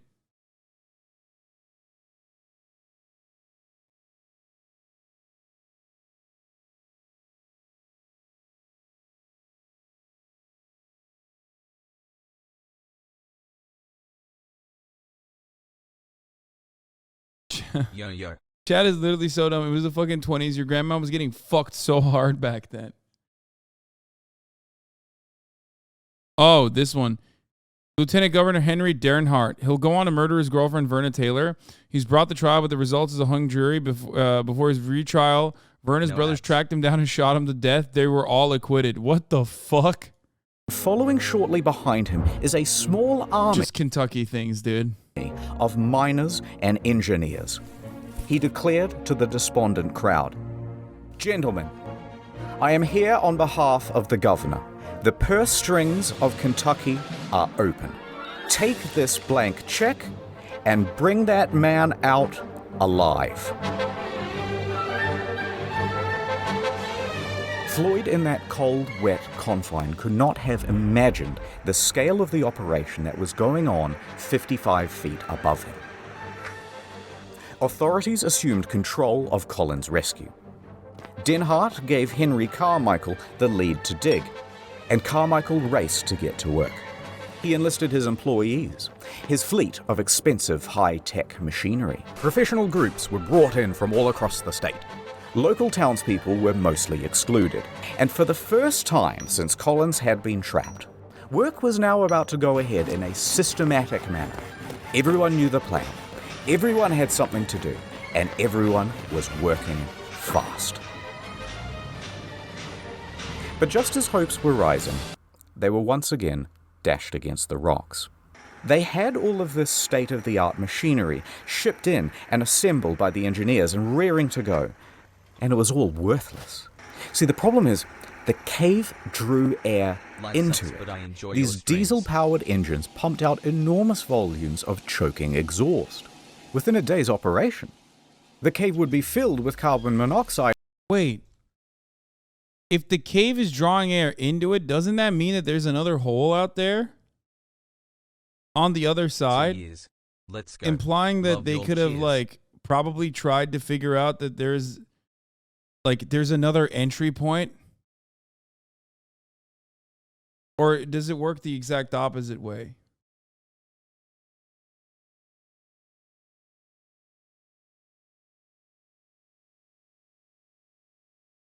And Floyd would be dead from asphyxiation. Just as quickly as solutions would arise, the cave would parry them away. It refused to let this man go.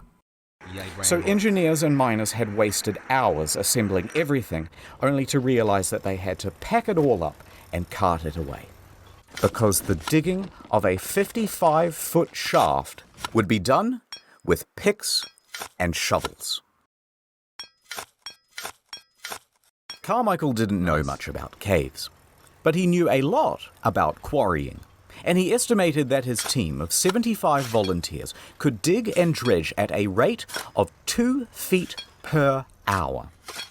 If they worked around the clock, they would be digging directly into the spot where Floyd lays within 30 hours.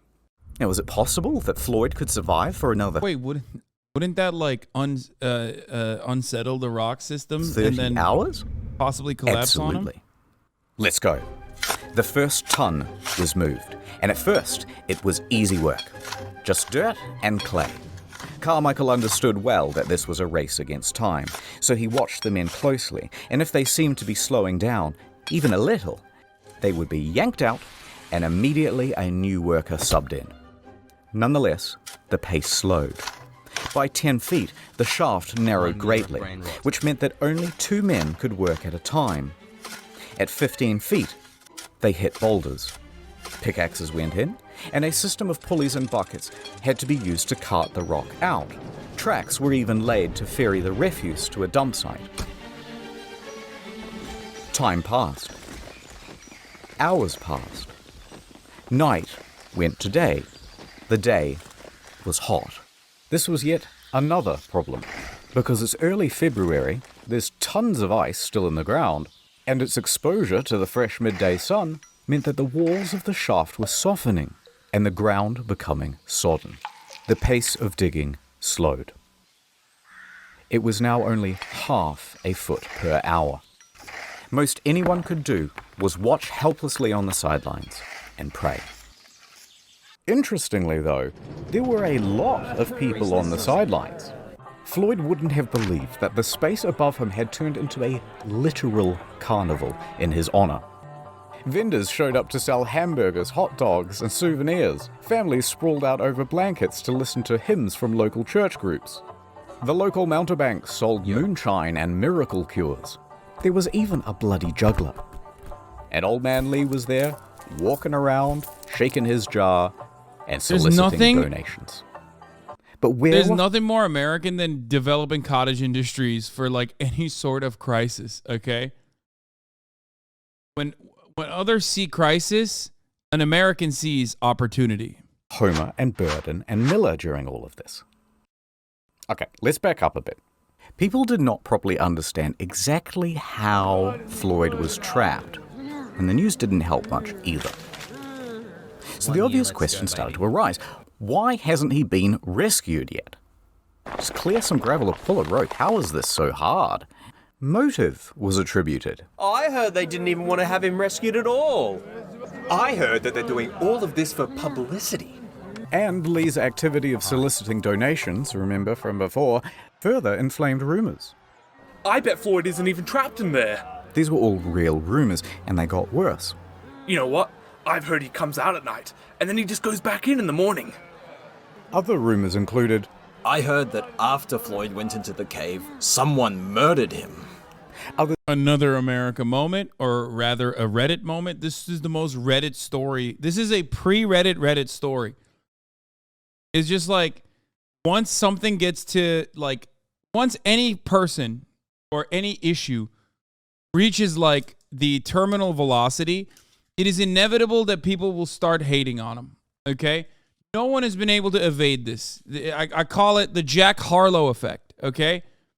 Jack Harlow got too famous for his own good, and immediately everybody started eating his ass in the QRTs. And that's exactly what's going on in this situation as well. This motherfucker didn't even ask. It's been a hell of a run. This motherfucker didn't even ask to be this famous. He just got caught in the rookie hole. Okay? Others said, I think they're withholding food and water from him so he dies. This whole thing is a fraud. As time went on, it was harder and harder to ignore the hoax claims. Then, people started to form righteous mobs, claiming the whole thing was a fraud, and they started to get nasty. In fact, 2 people even went to the telegraph office and pretended to be Floyd. By the way, this kind of means that, like, even without Facebook, you still had this shit. Word of mouth was enough for people to just unironically create brigades and you know, false victimhood narratives, crisis actor narratives. Like, it's just an American thing. I don't even know if you can get ahead of it at this point. Turns out it was us. We are the problem. Sending telegrams to his mother. Here's what it said. Quote, "Please contradict statements that I am buried alive in Sand Cave. Stop. Tell mother I am all right. Stop. Am coming home. Stop. Floyd Collins."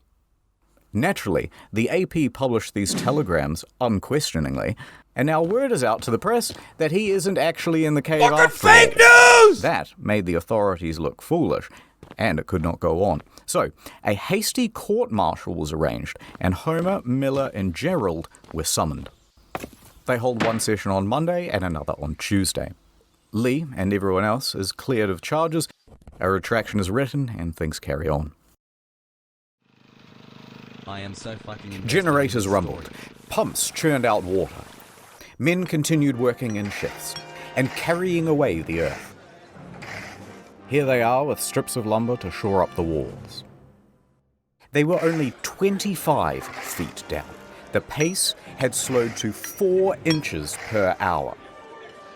In their desperation, they resorted to dynamite, but this did little to the boulders. Despite all these bleak circumstances, people's spirits were high, because everyone was keen for their turn to dig. And because they had one more thing to latch onto. He is probably still alive. Now, how do they know that? Okay, so remember that light bulb around Floyd's neck? Well, it's powered by a simple copper wire. Bare copper wire is subject to very minute fluctuations in resistance.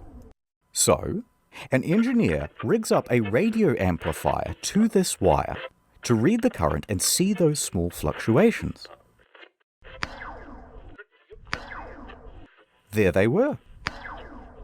About 20 per minute, the rate of steady breathing. As his chest expands and contracts, they can read it from this device. And so, they kept going. And going. Thank you for all And going. Has to pass. 30 hours was the original estimate. Now 144 hours had come and gone, and they were only at 44 feet. Then, rain I was wrong about the Minecraft thing. Apparently, you are supposed to dig down. I was wrong about that. fell. Rain that mixed with dirt to make mud, much of which then froze to make ice. Oh no. Ice which expanded and damaged the integrity of the shaft walls. Slowing down with every hour, they continued. Many more hours passed, and they were getting close. But it was now 15 days since Floyd was first stuck in that cave, and people had mostly lost hope. That excitement in the newspapers was tempering down. Visitors... Bro, even back then, the news cycle died at a certain point. 15 days is what it took? That's kind of crazy to suspect. That, like, people were just like... That's kind of crazy that they just fucking ended the news cycle. I thought, like, because they're so bored, it would go on for way longer. Began clearing out from Cave City. Many still held on to hope, but their final lifeline, that light bulb, had burnt out. And it wasn't possible to do any more readings on the radio amplifier without it. No one knew if Floyd was still alive. Another 51 hours would pass before... They were like, damn, bro, racism is way more fun than this, and, like, we don't need to be as invested. So they went back to racism. Finally, they reached the 60-foot depth. I'm in. Chisel. A chisel is handed down. At 1:30 p.m. on Monday, February 16th, Sand Cave would open once again. For 17 days, Floyd had been trapped underground, stuck in the same position. He's just a shadow 4 at that days point. without heat or light. 12 without food or water. But maybe the dripping of the cave water had provided him with some sustenance? No, that's water. It's a Kentuckian's nightmare, dude. It'll kill you. That's why they kept giving him fucking coffee and sausage sandwiches and whiskey, dude. There are stories of people surviving harsher extremes. Rescuers frantically tugged at rocks to widen the hole. Everybody stood by, absolutely silent, peering into that hole. Ed flashed his light into the gap, then eased himself in. Brenner aimed his light around the room, and then, finally, at Floyd. The first thing he saw was a golden shimmer. It was not the light bulb. It was the reflection of Floyd's tooth. His mouth hung open. Oh, he was dead. He dead. Brenner was helped out of the cave and he delivered the news. Dead.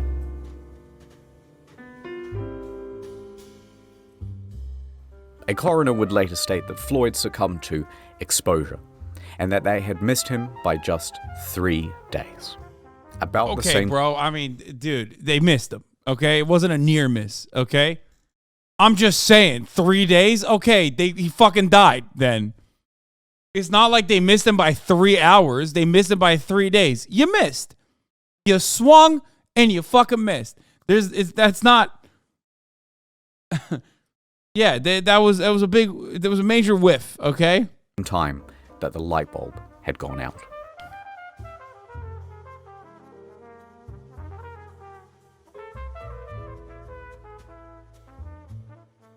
But what would they do now with the body? The shaft walls were ready to fall inwards, and risking lives to remove a corpse was seen as just irresponsible. Blow it up, dude. America, baby. What do you mean?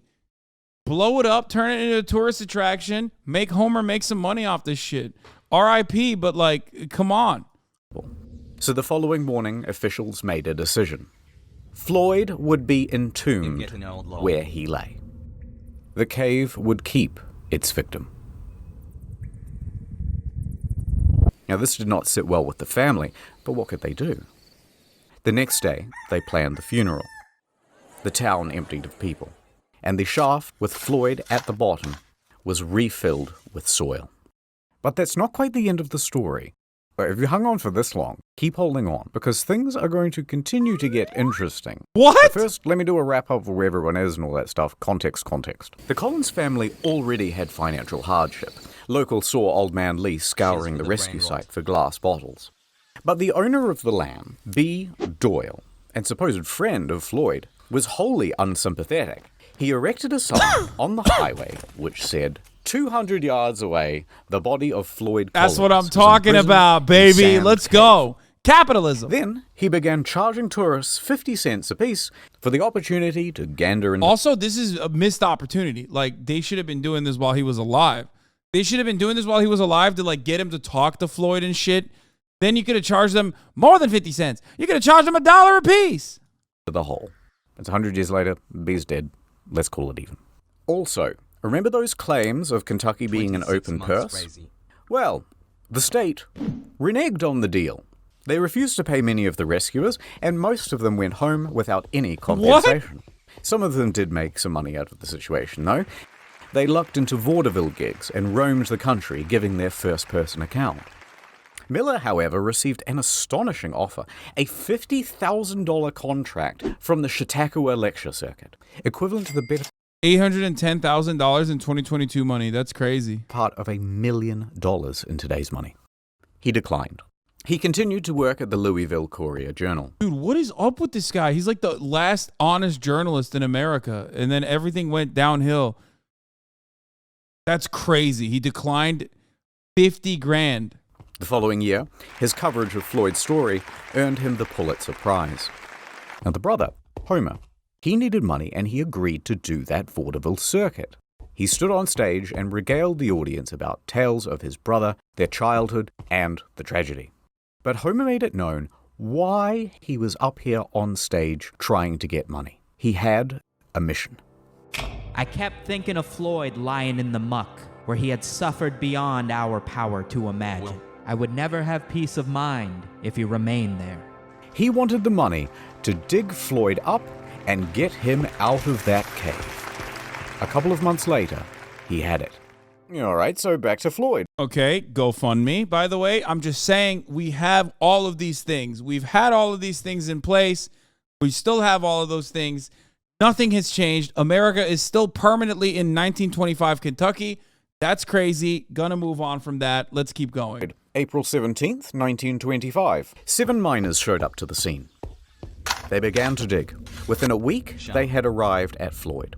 And this time, they approached from the other side of the rock formation. That way, they could remove the rock pinning Floyd's leg.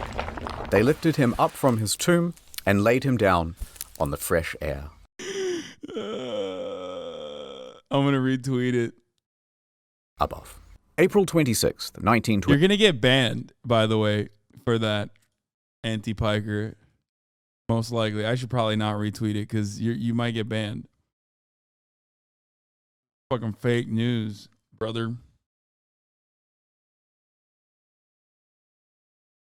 25. Floyd was set to rest in the family cemetery. A stalagmite had been set as a headstone to mark out his plot. And there he lay. No, that's not actually where it ends. Okay, this is where it gets weird. 2 years later, 1927. Times have been tough for the Collins. So Floyd's... Wait. Sorry. 1925. Floyd was set to rest in the family cemetery. A stalagmite had been set as a headstone to mark out his plot. And there he lay. No, that's not actually where it ends. Okay, this is where it gets weird. 2 years later, 1927. Times have been tough for the Collins. So Floyd's dad sold Sand Cave to a dentist named Dr. Harry B. Thomas for $10,000. Now, Homer begged him not to, because at the time, the government was starting to buy up tons of land in the area and turn it into national parks. They had to pay at a very competitive rate. But Lee was becoming a bit old and senile by this point, and frankly, it's doubtful that he cared about Homer or Floyd or anyone else for that matter. It's 100 years later, he's dead now, let's call it even. So, the point is, in this land sale with Thomas, Lee agreed to a very odd clause. And that clause said, everything on that property belongs to Thomas. And should he wish, for example, to exhume a dead body and re-embalm it and put it on display in something really tacky like a glass coffin inside a cave, maybe, then that would be his prerogative. Lee signed, yes. And Thomas did exactly that. Doyle made Floyd's corpse a tourist attraction. That's right. Okay, we're back to being boring. We're back to people so bored that they're doing unimaginable things, okay? Unimaginable cruelty. The value of life is lower than it has ever been. What the fuck? Content was unhinged in the 1920s, man. They were just like, fuck it. Look at this dead body. Come check it out. 2 bits of gander, come and wonder at the incredible dead man who died in a cave. But to add insult to injury, it worked. Visitors returned to Sand Cave to gawk morbidly at Floyd. Within a few months, Thomas had turned Lee's failing farm into a successful business. Now, the rest of Collins' family is horrified. They try a number of times to get Floyd returned to them, including through the legal system. But somehow, incredibly, the judge ruled... I love that, dude. Contract law is so fucking open and shut. It's just like they're siding with capital at that point. They're like, nope, that's just business. You sold off the body, my friend. In Thomas's favor. And so, there he lay for the next 2 I think years. to meet my parents finally.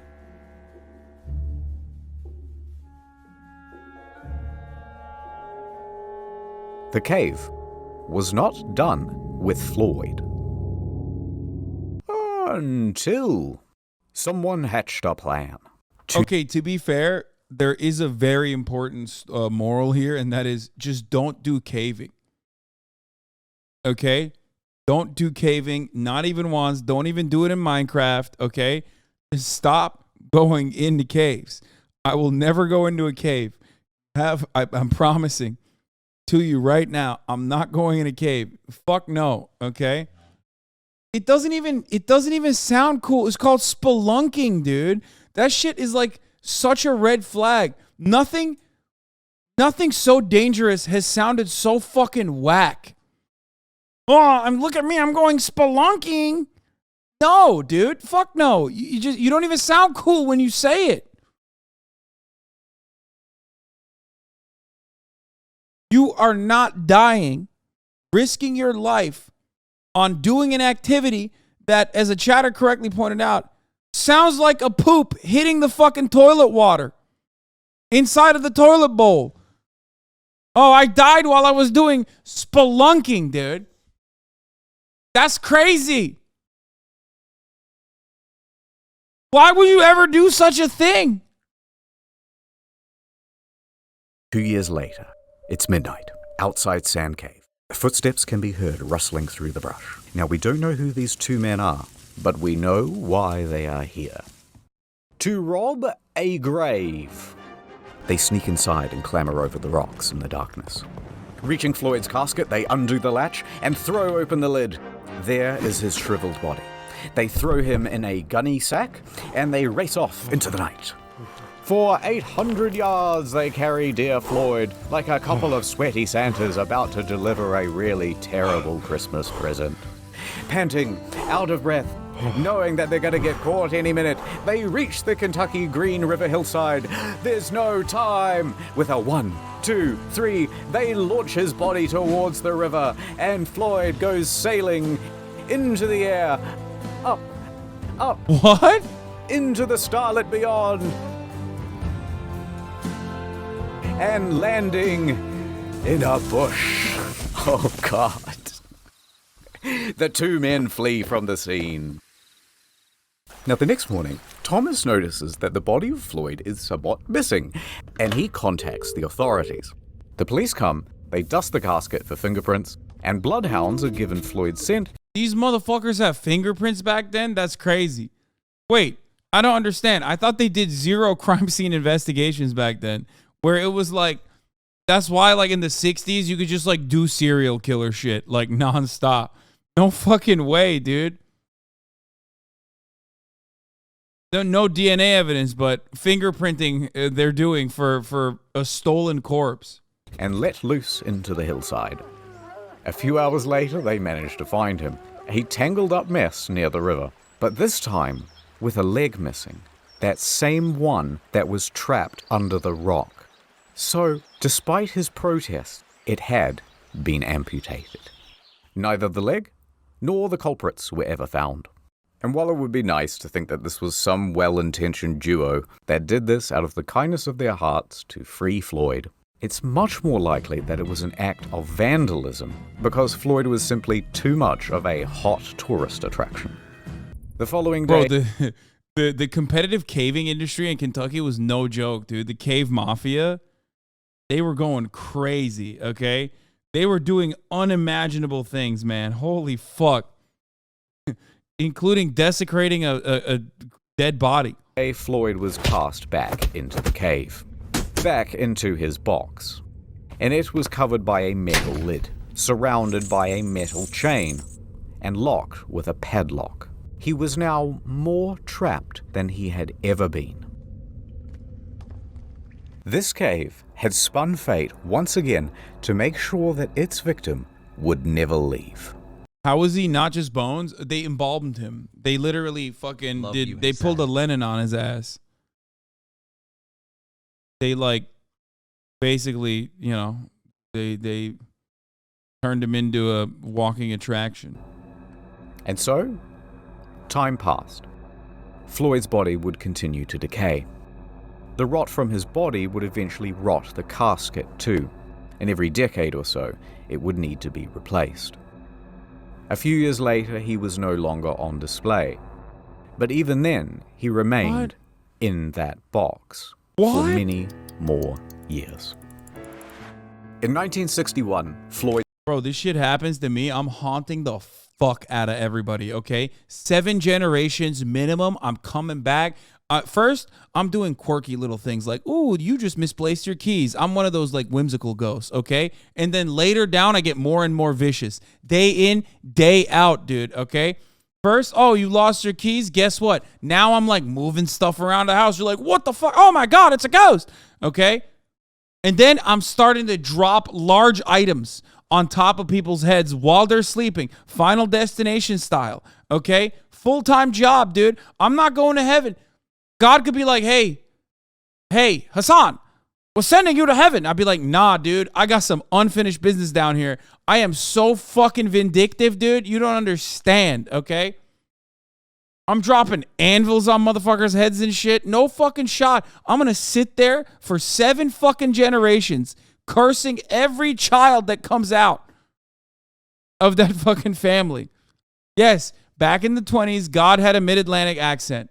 That was what the accent was for everyone. That's just how God spoke back then. It was like, oh, it's crazy. Hasan, come up to heaven. We welcome you. I was like, nah, fuck that. Floyd's Cave was purchased by Mammoth Cave National Park, and it was closed to the public. There would be no more visitors. The entrance itself to Floyd's Cave was closed with a steel gate and bolted, then welded shut. But the Collins family never gave up objecting to Collins' body being left in the cave. And here is where the story ends. In 1989, at the Collins' request, the National Park Service ventured into Floyd's Cave. Continuing on a more than 60-year tradition, a team of people worked over the course of several days to remove him from the cave. They took him out, left the cave, locked it behind them, and laid Floyd to rest at the Mammoth Cave Baptist Church Cemetery. After 64 years in Sand Cave, he is now finally at peace. Is he? End. Is he though? Because I don't think he's at peace, man.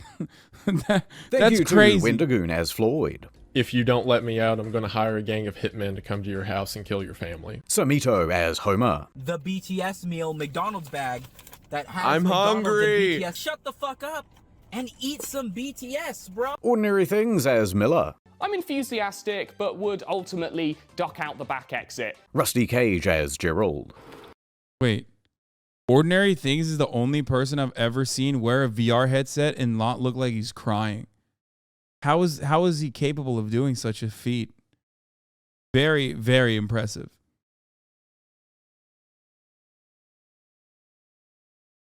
I've worn those things before. Every time I put it on, it's like, meh, it looks like I'm crying, like I got the crying filter on.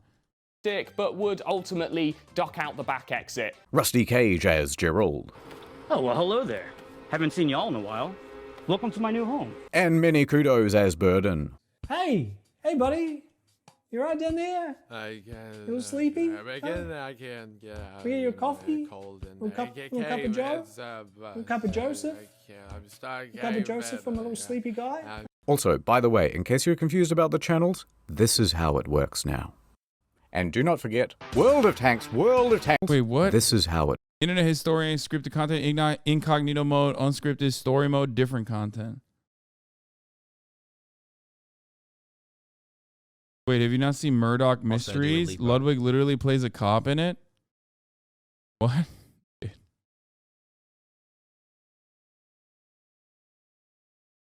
The channels do this in stream? No, man, I'm not doing. I move myself just like this and curl up in a ball, and then I need to move my butt behind me so my head remains in front. If this rock would move, stupid rock. There we go. Just like this, right? Woo! You're right. This is the worst death. Why can't I? John Jones, move forward. Move my butt behind, like this. You see? And then you move your legs behind. Balls to the wall, hello. No, thank you. Nope. Not touching that. Dude, white people need to go to war. I said it already. They need to go to war. They need like something to occupy them, bro. What the fuck is this? Behind you. And you successfully. I'm telling you, we just gotta. You gotta keep them busy. You have to keep them busy. Otherwise, they're gonna do shit like this, and it's crazy. Hard. Bruh, play the video. I play video games on good. Yeah, no, I'm good. I'm so good on that, dude. I'm so good on all of this. I mean, straight up. That was a great video by the internet historian, #1 on trending right now, Man in the Cave. What a fucking crazy banger, dude. That was an hour long. And originally I was going to play some fucking Valorant, but I'm so tired, dude. I don't know if I can. Like, I feel like if I did. Tubbo's in the chat, too. Now I feel bad. I feel like he was just, like, waiting. You know what I mean?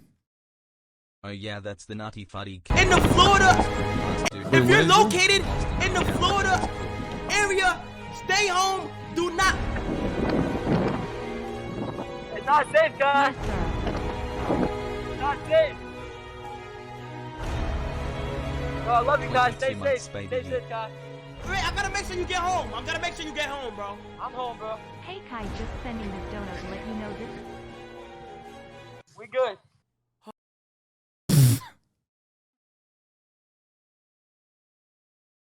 Oh, jeez.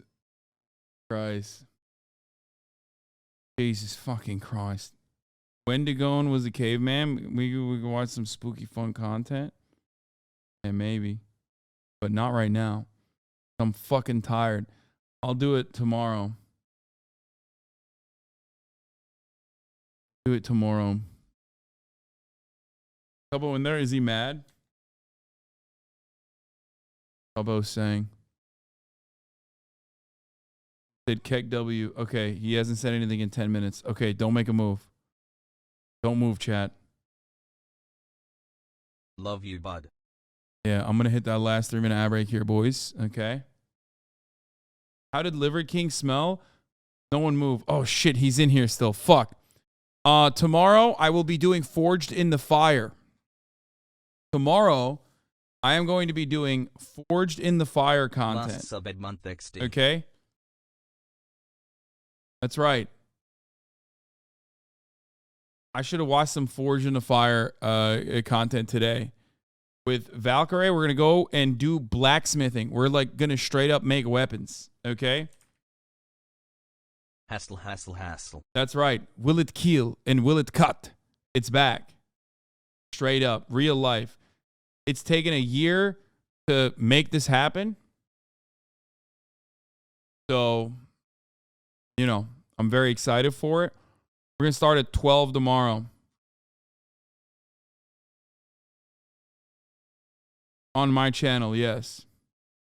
Please tie your hair back when you do. Unless the Valo starts before 7:30, his ass is not playing at Tubbo.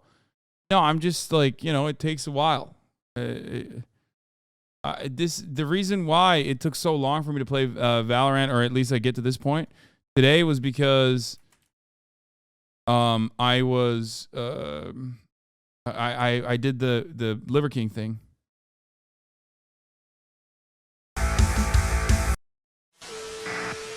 That's why.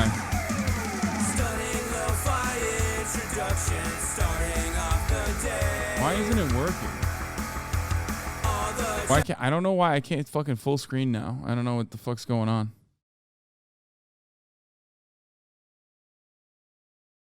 Anyway. But yeah, exciting content coming tomorrow. Okay? Love you guys. And I will see you tomorrow.